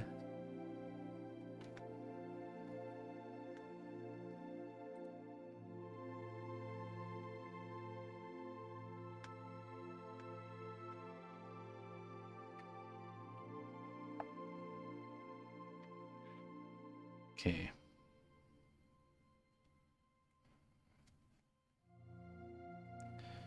Let's do the mitten technique. Start with a mitten.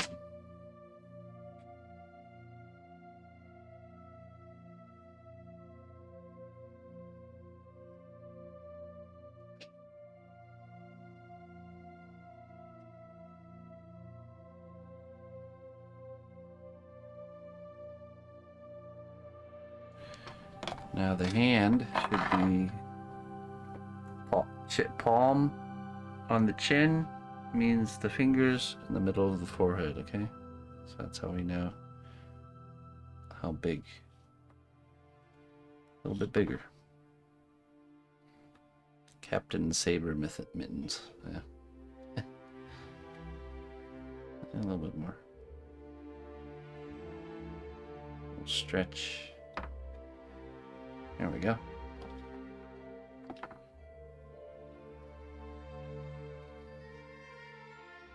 Create a little stem here.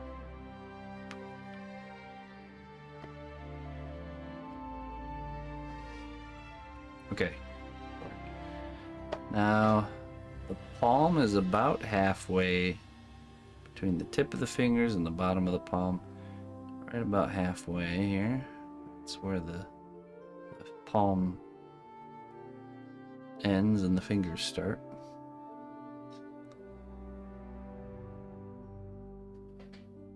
Oh, really? Nice, Summit. Okay, so fingers. Let's see, halfway from here to here. Right about there. I'm gonna create a curved line. And halfway from here to here. The curved line.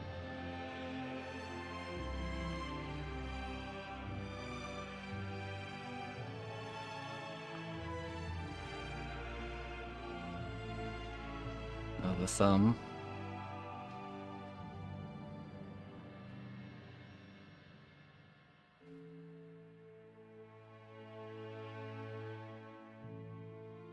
Wait,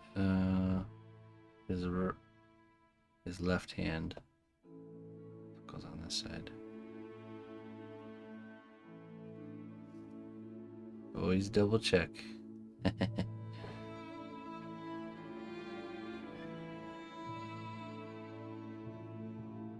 And with the thumb like this, you can see tip of the thumb is right, should be right around where the base of the fingers are. Just like that, see?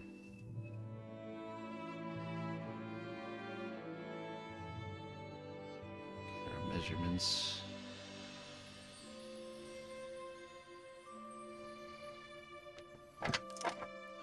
You just make a little cut halfway through.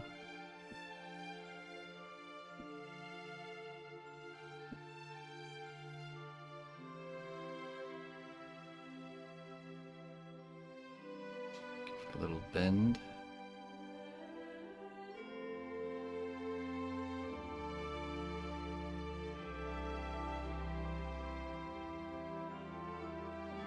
Okay, that's our starting point. Mitten.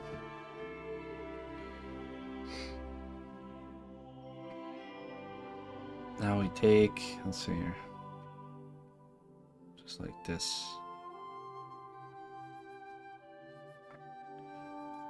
We're going to use super glue to attach it so it really sticks on there and doesn't move around on us.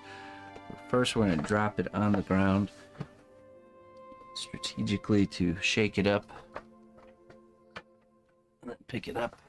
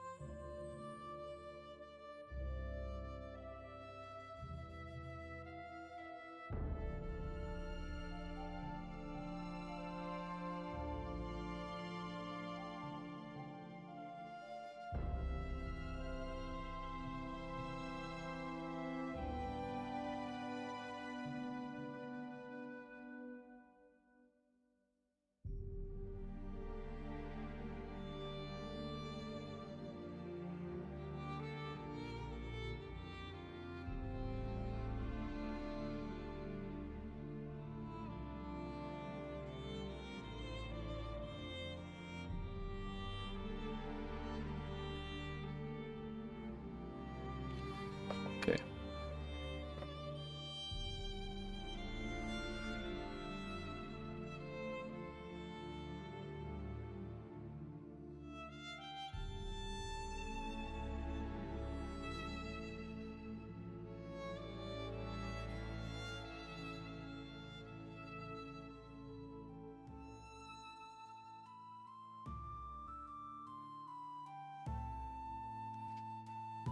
There we go. And now we start refining the hand.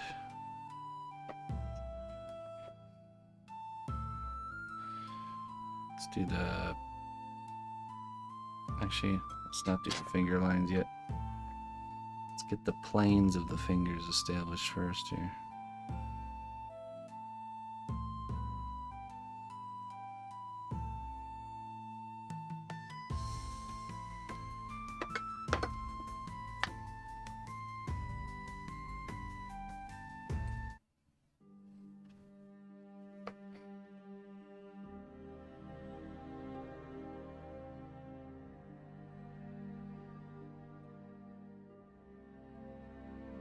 Flat planes that represent the different sections of the finger.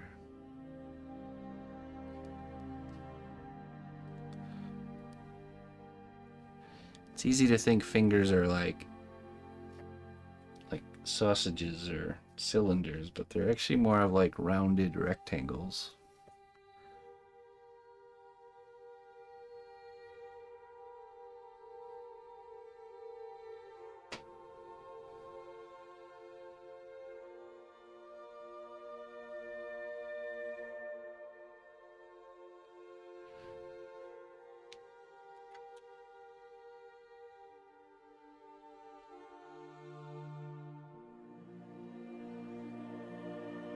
That little meaty pad here on the side of the hand here. Also, let's get a little bit of super glue in there.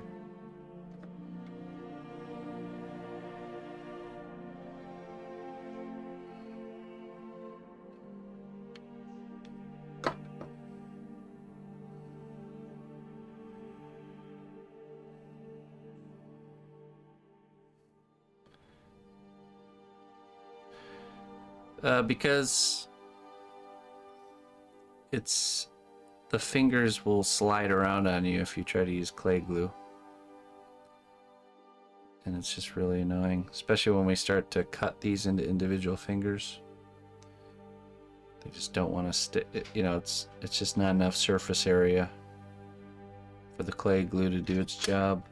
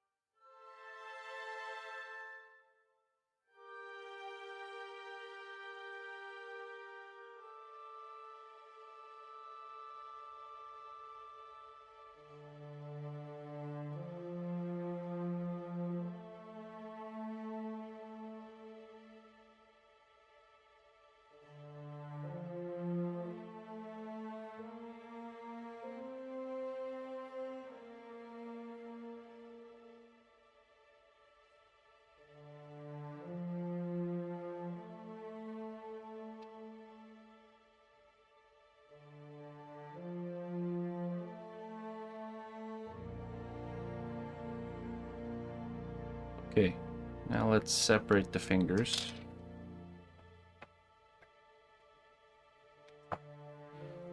Halfway in the middle of this is a line.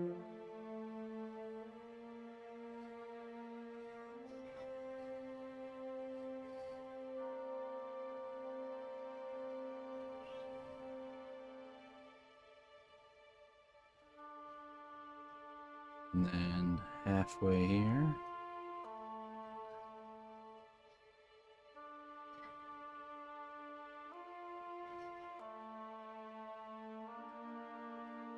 And halfway here.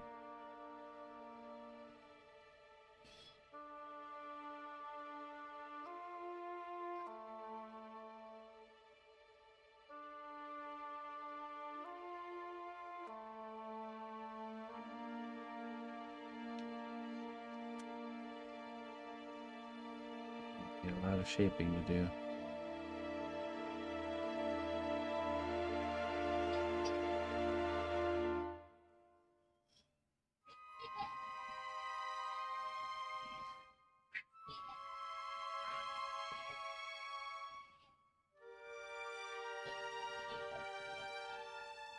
See, this one's not glued down.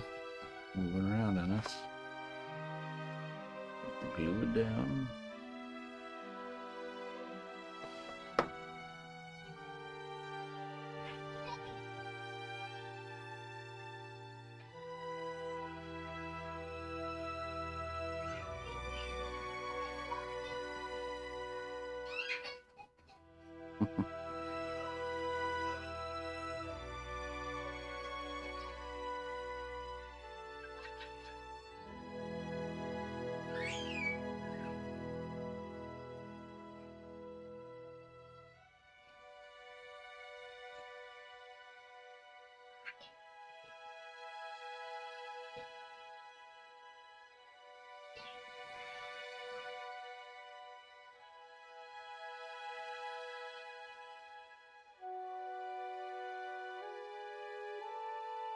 Hey.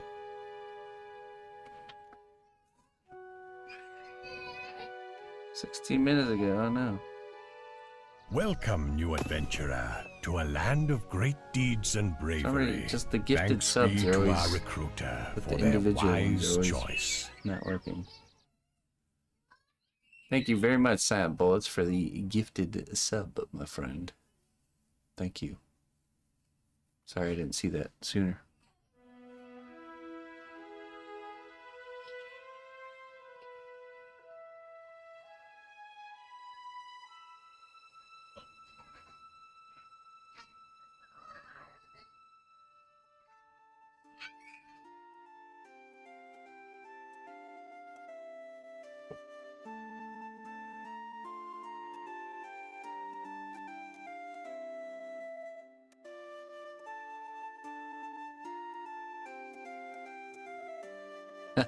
No, she's already in bedtime mode.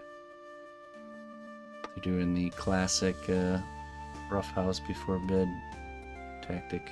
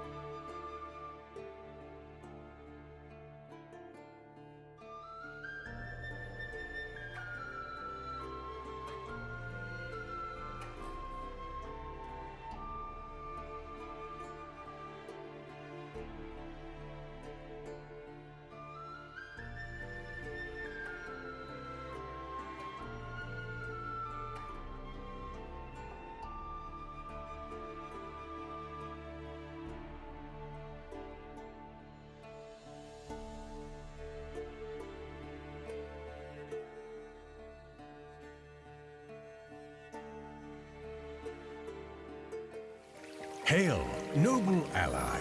Please accept these treasures as a gift for your unwavering service to the kingdom.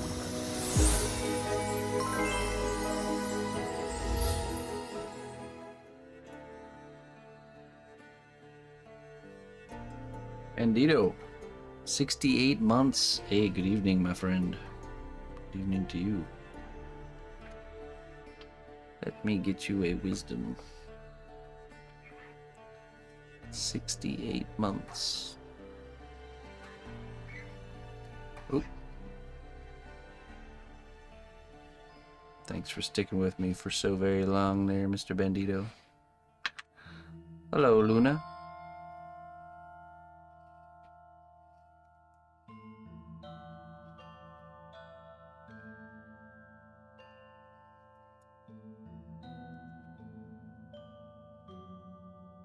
Not all who wander are lost, and sometimes wandering can lead to unexpected discoveries.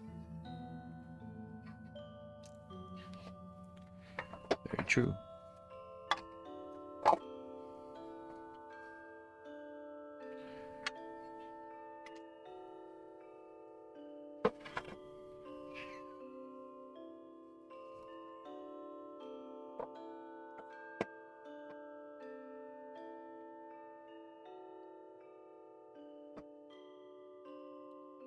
Hey, thanks, Luna. Thank you very much.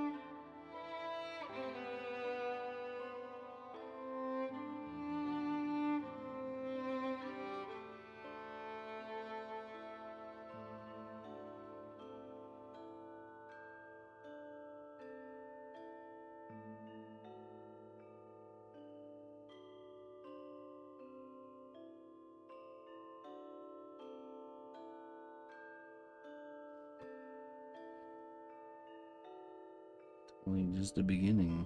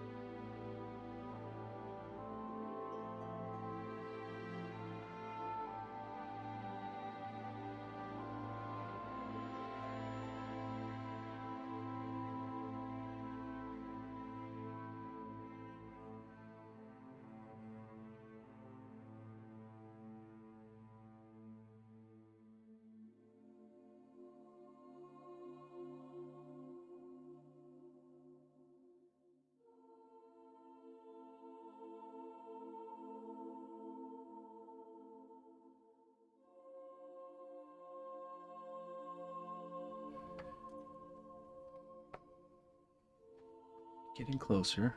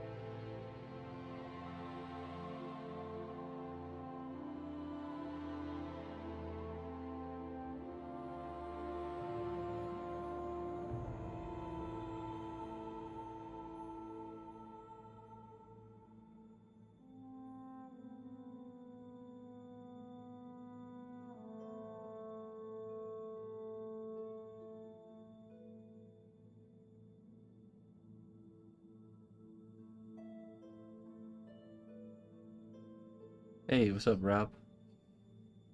How you doing, my friend?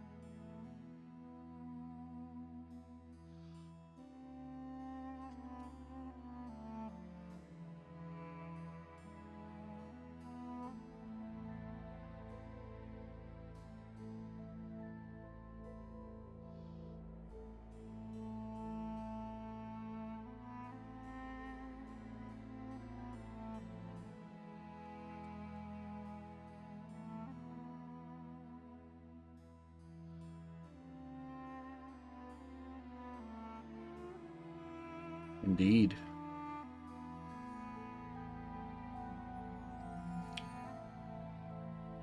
Quite a quick week, isn't it?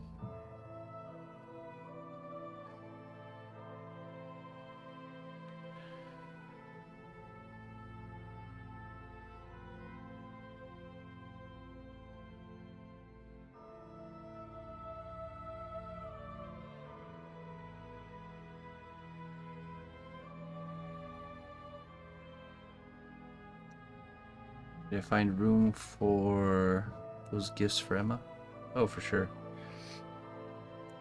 The missus strategically eliminated some toys while me and her were outside gardening today.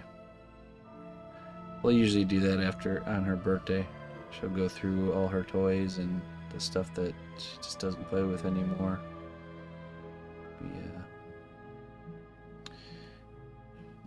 Donate it.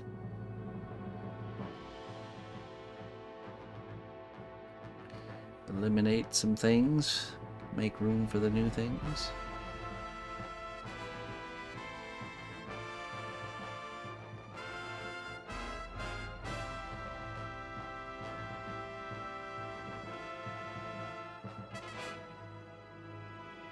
That's the way to do it. Sometimes she'll involve her in that process.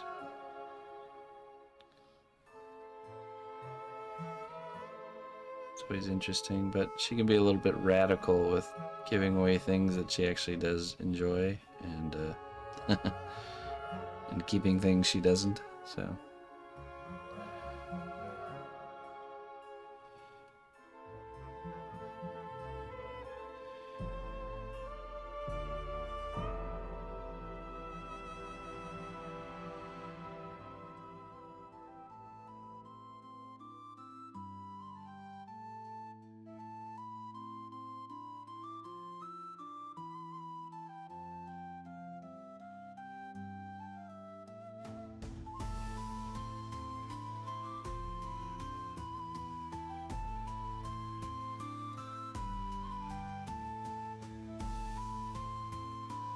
Right.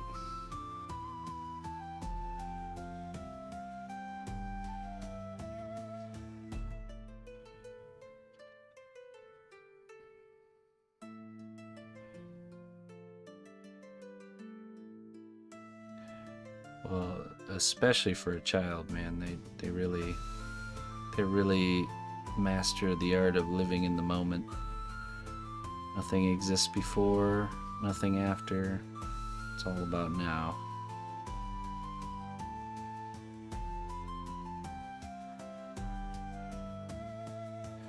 Something we should all try to do more.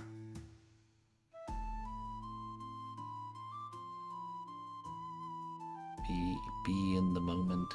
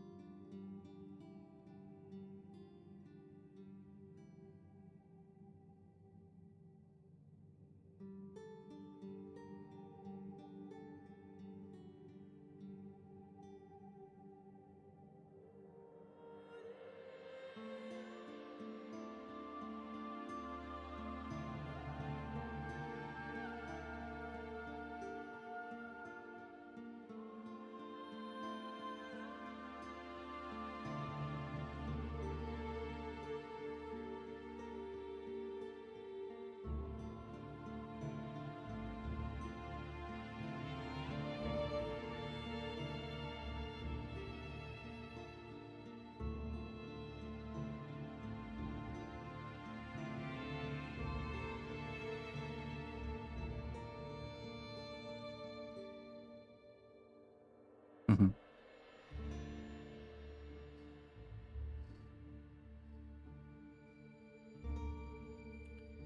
You never know, man.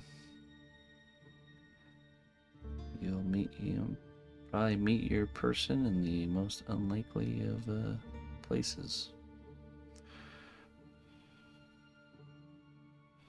That's how it worked out for me.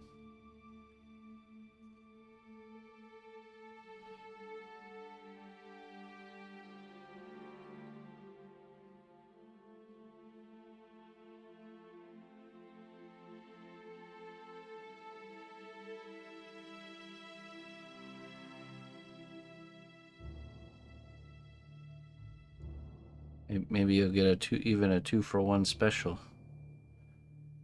You'll find your lady and she'll already have a kid with her.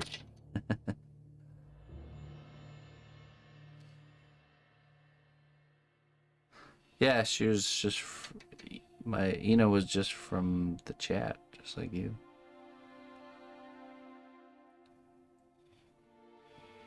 Somebody who stumbled in here and started watching.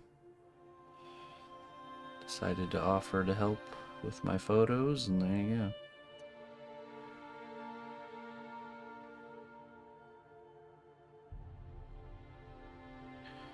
Started off working together and then started playing games together and grew from there.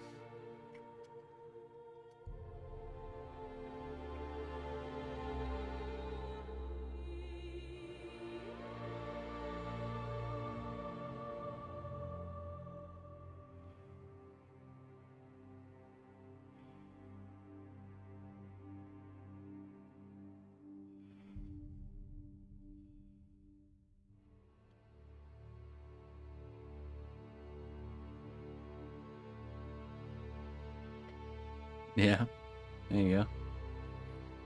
Well, when my dad, the one I grew up with, was not my biological father. He met my mom, and she already had my brother and me. I was like 1, and my brother was 2.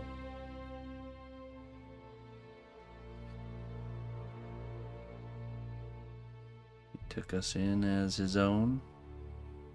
Never knew anything different until we were like 11 years old. Then they told us.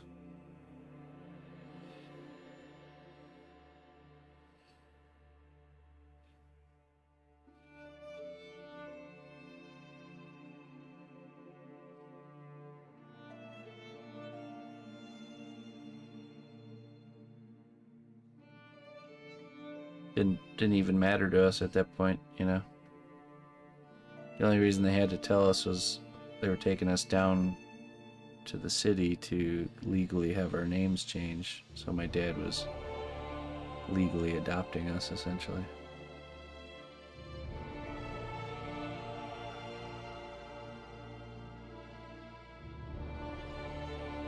My original last name is not cnotbusch, something else.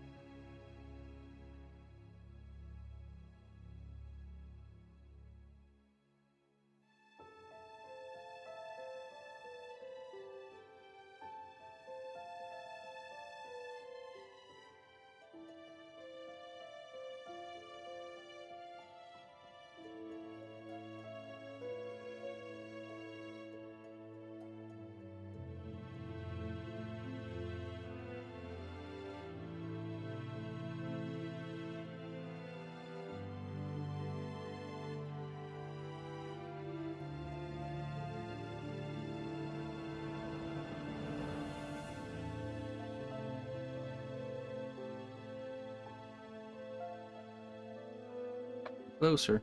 Let me go grab the weapon out of the oven. I'll be right back.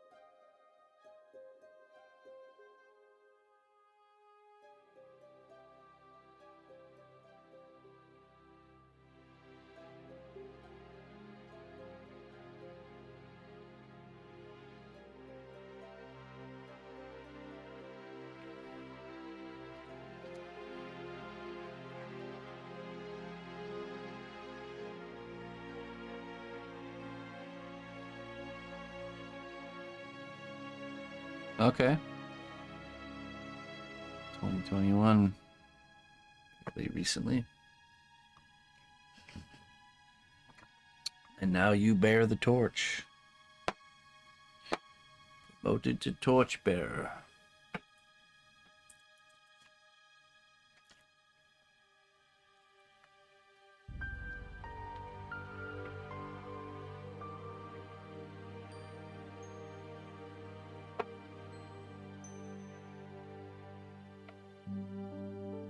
Let that cool down before we can work on it.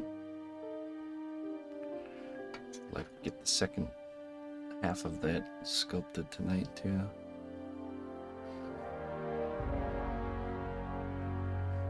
Trying? That's all you must do, my friend.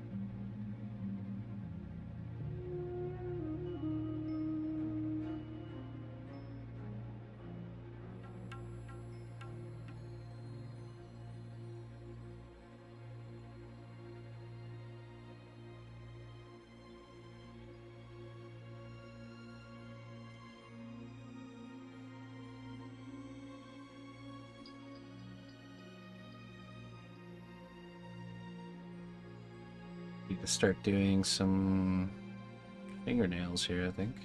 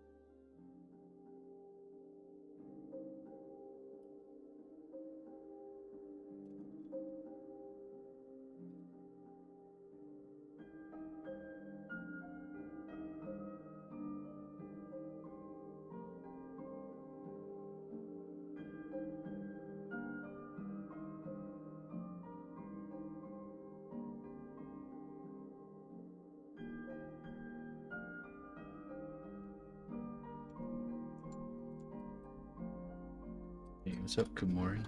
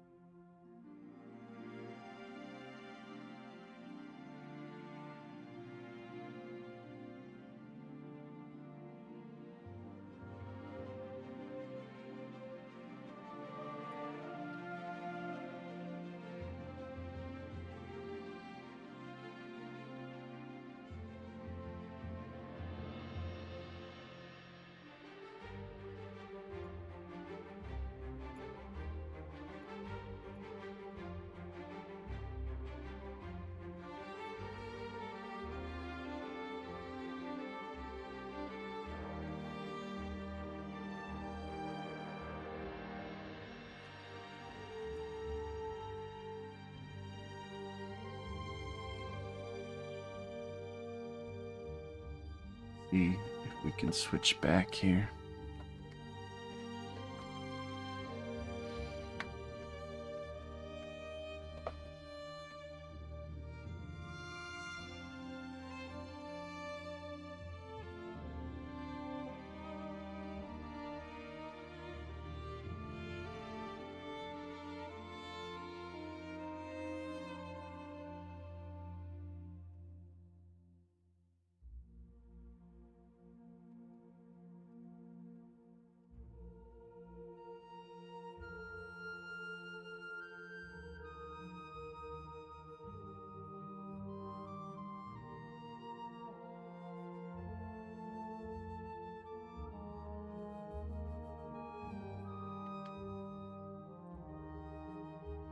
Alright, yep. Let's set this guy to the side here.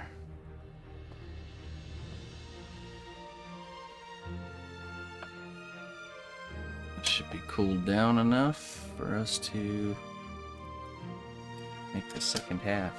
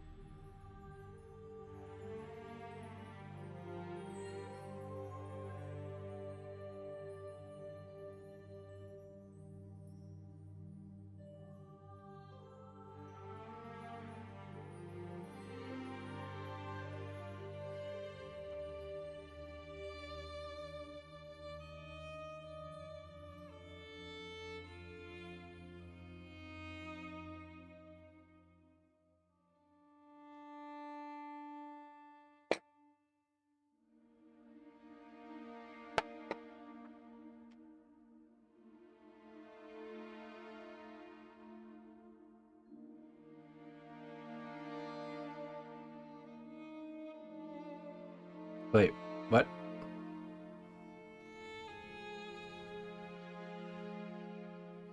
I didn't see that.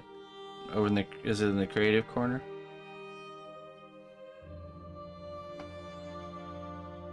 Hey, thanks, Crack.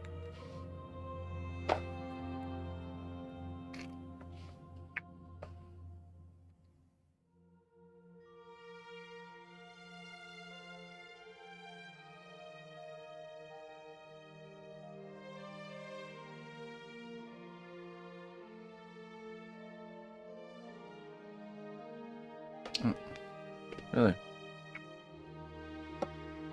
Let me see.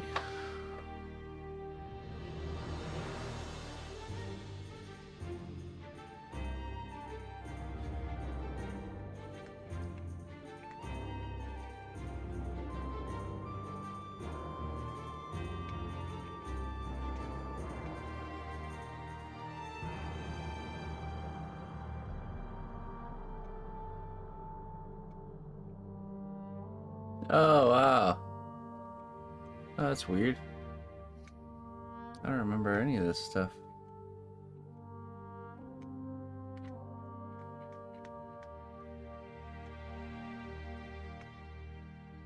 That's cool. That's really cool, Colleen.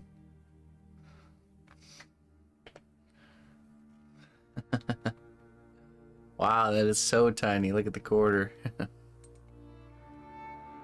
Sweet. Dang. Nice stuff there, Colleen. I approve. Certainly. And this one's already starting to get clogged up.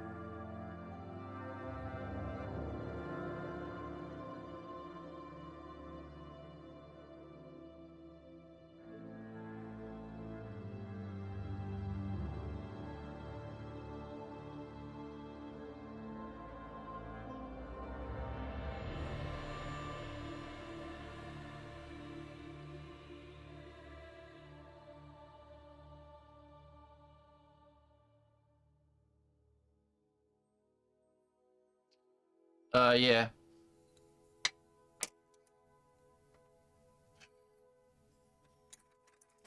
Here's the size comparison here. Yeah, so I guess technically this part down here will be covered with the spear end.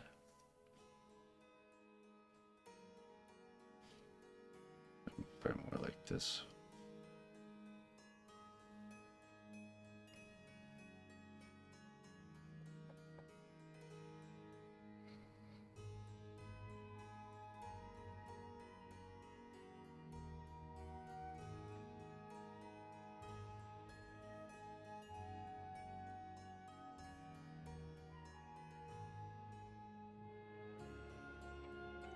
Some sort of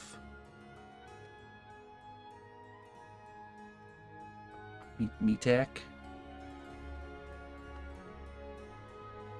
Oh, okay.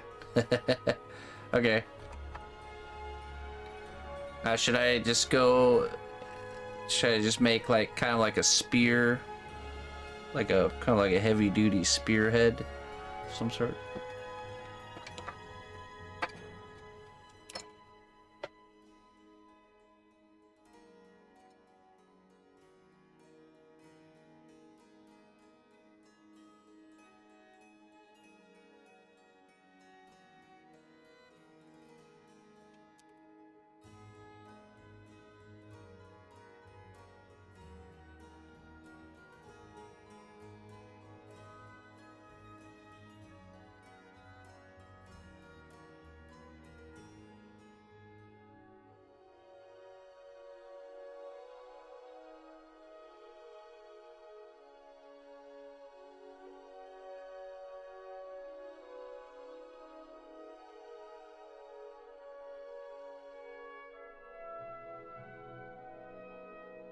Okay, sure.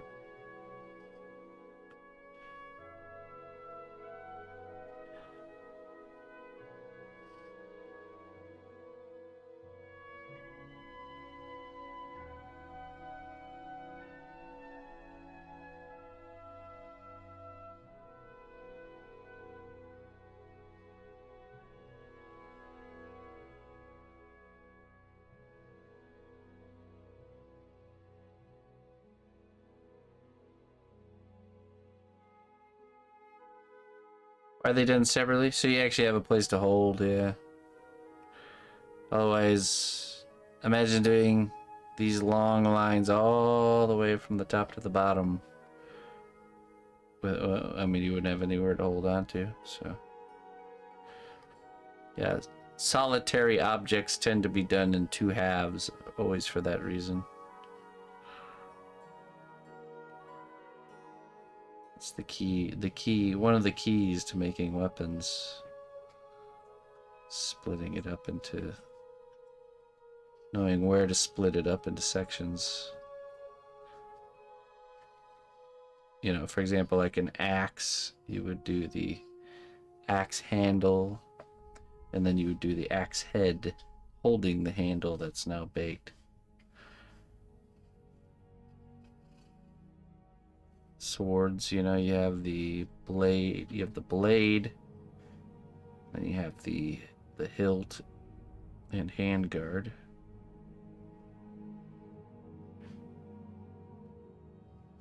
Anytime you can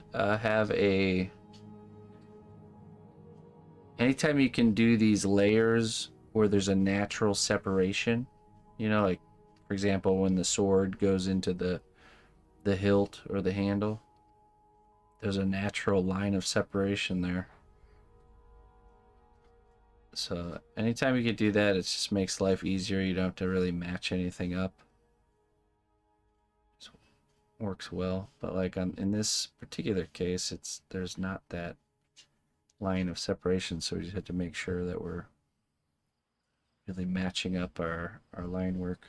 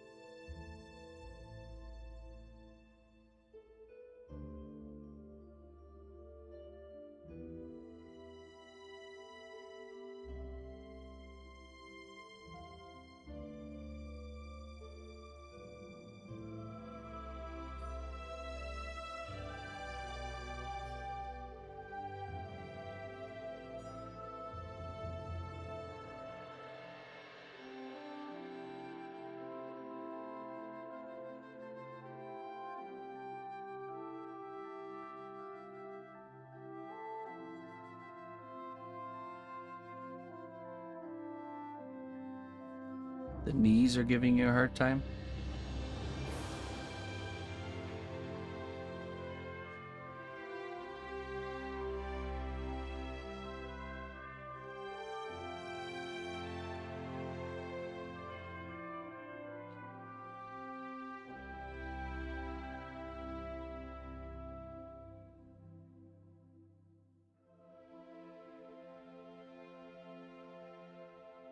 Oh, I see.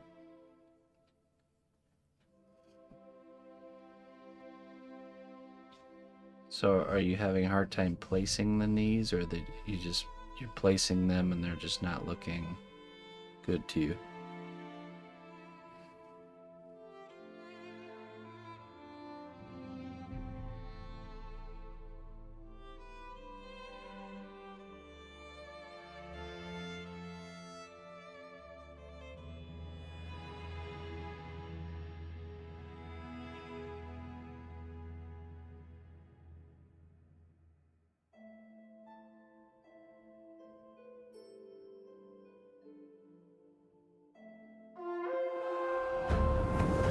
The strength of the cnotbusch kingdom lies not in our walls, but in our people. March to war.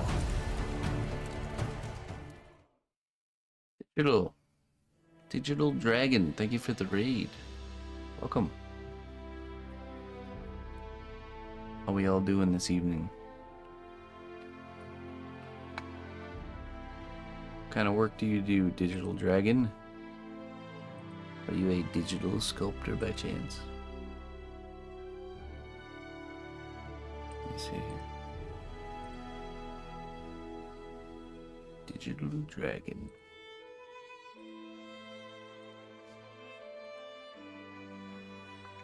There we go. Hit you up with the follow. Good evening, everybody. Thanks for coming in here.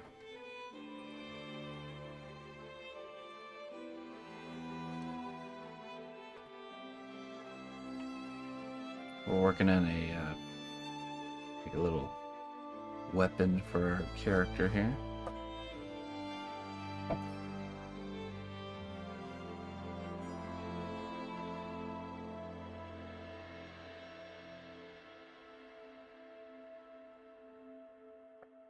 We sculpted the first side of it earlier and baked it, and now we're sculpting the bottom half.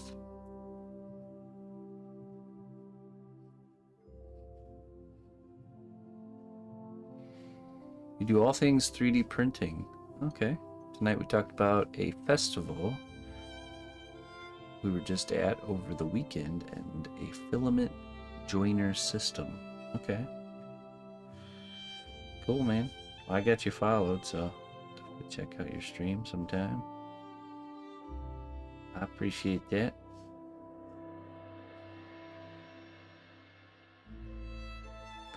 This is what I do here if it's you guys' first time.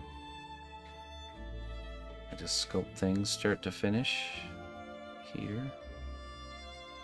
Do all kinds of different projects and things.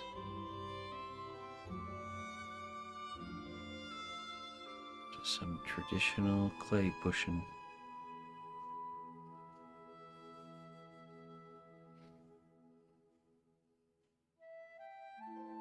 Sticking it to the mouse. That's right. This is his hoopak. Hoopak? It's like a staff spear slingshot. So slingshot on one end, spear on the other. Be holding it kind of like this. So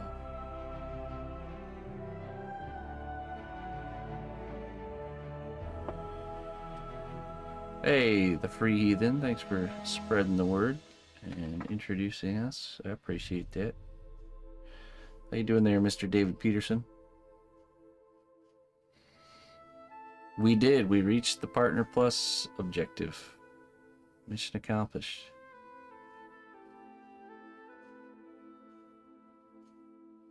Mission accomplished. We did it.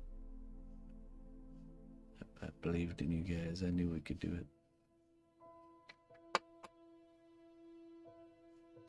It's also good for shuffleboard.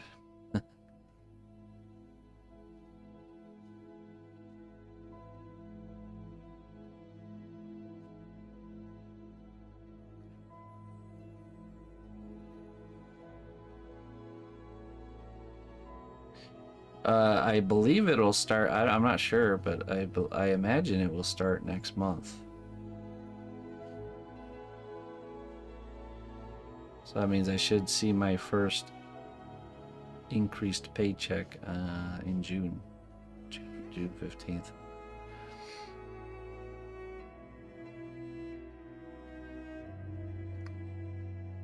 That's right. Yep.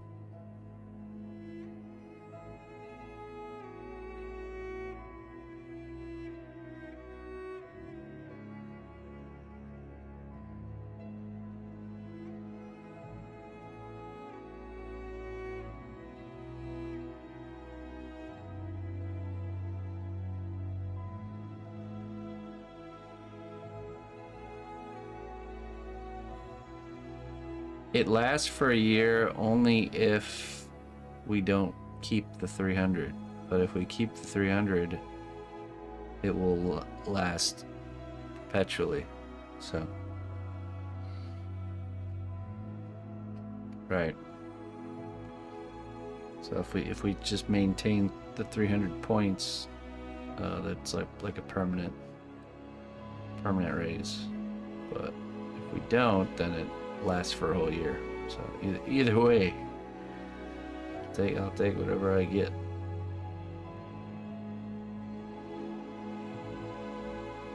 If you miss a month, you have to redo the 3 months again. Oh boy. You better keep us happy then. Oh, please. Please.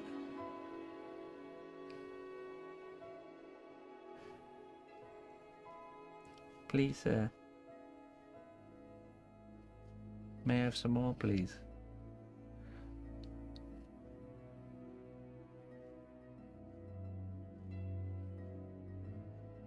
I'm sculpting as fast as I can.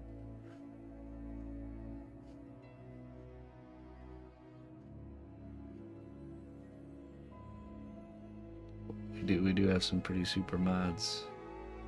Next level moderators. The best of the best of the best. With honors.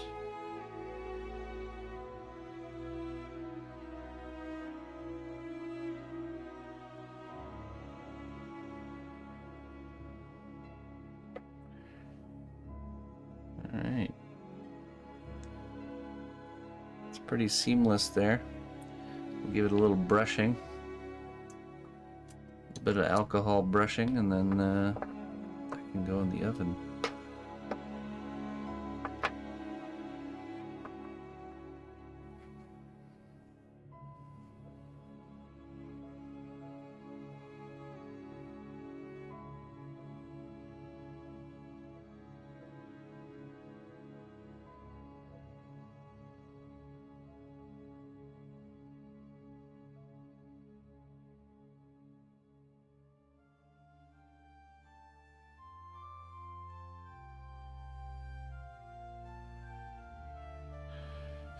So that means next time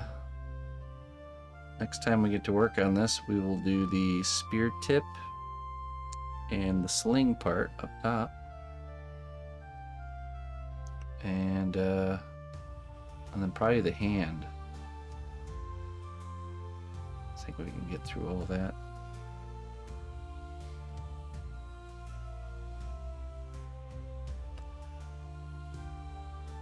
So it'll be the spear tip, the sling, and the hand, all attachments onto our base here.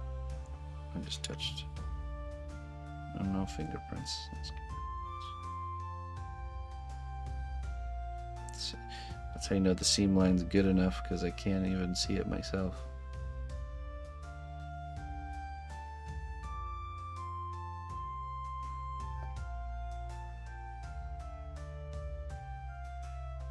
Cool.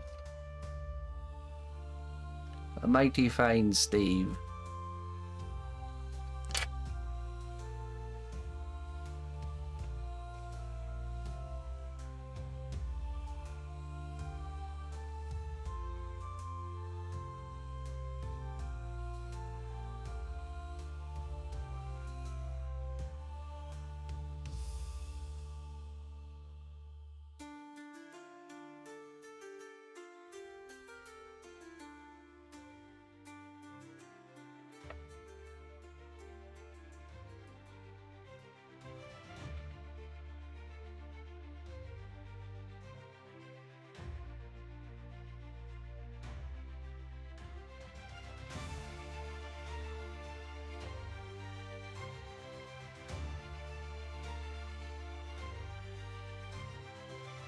Yeah.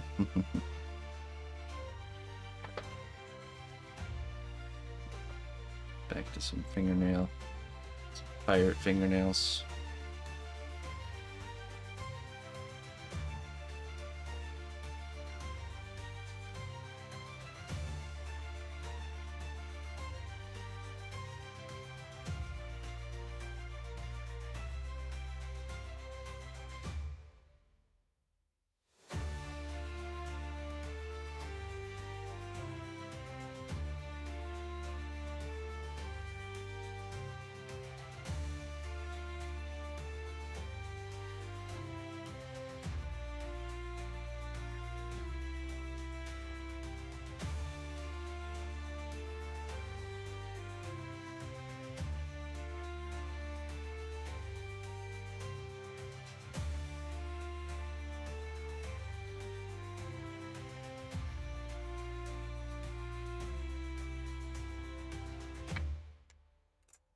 Hello, plank walker.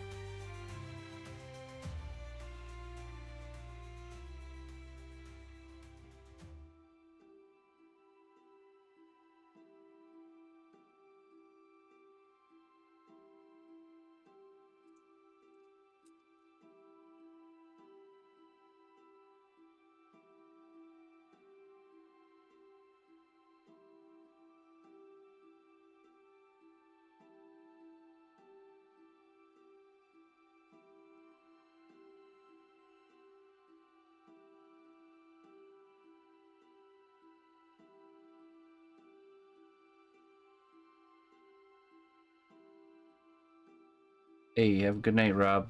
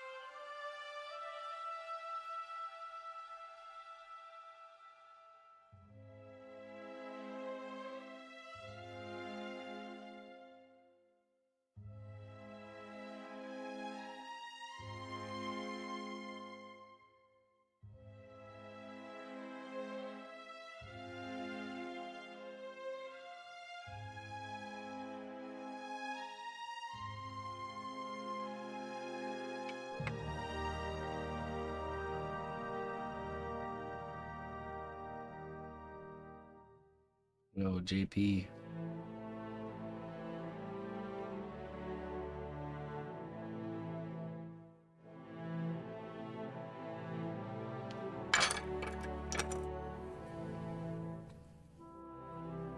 Merci. Merci, JP.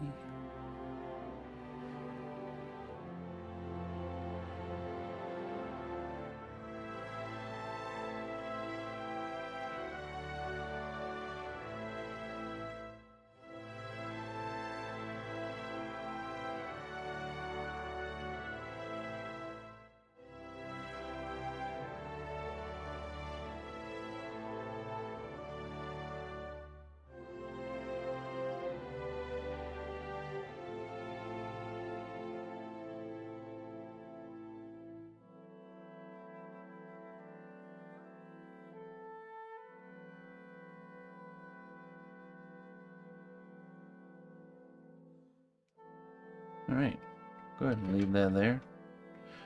Finish off that hand next time.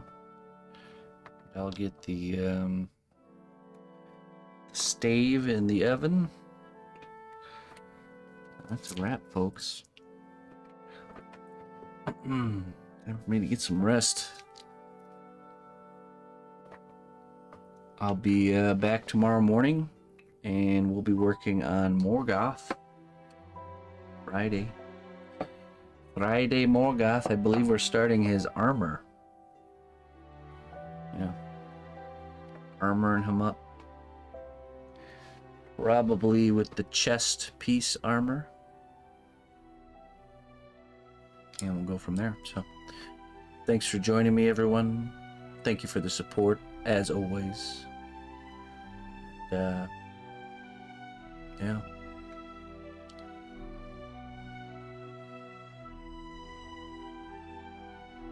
Oh yeah, Funka? Got your sleeping schedule out of whack? Let me find someone to raid, and we'll get out of here.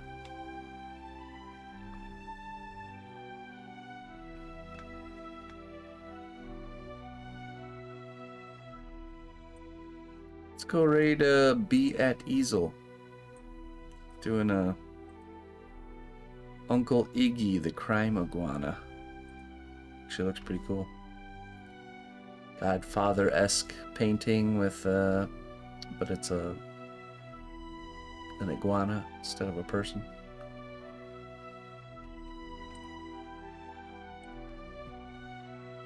Alright, let's go see Be at Easel. Alright, till next time, my friends, bye bye.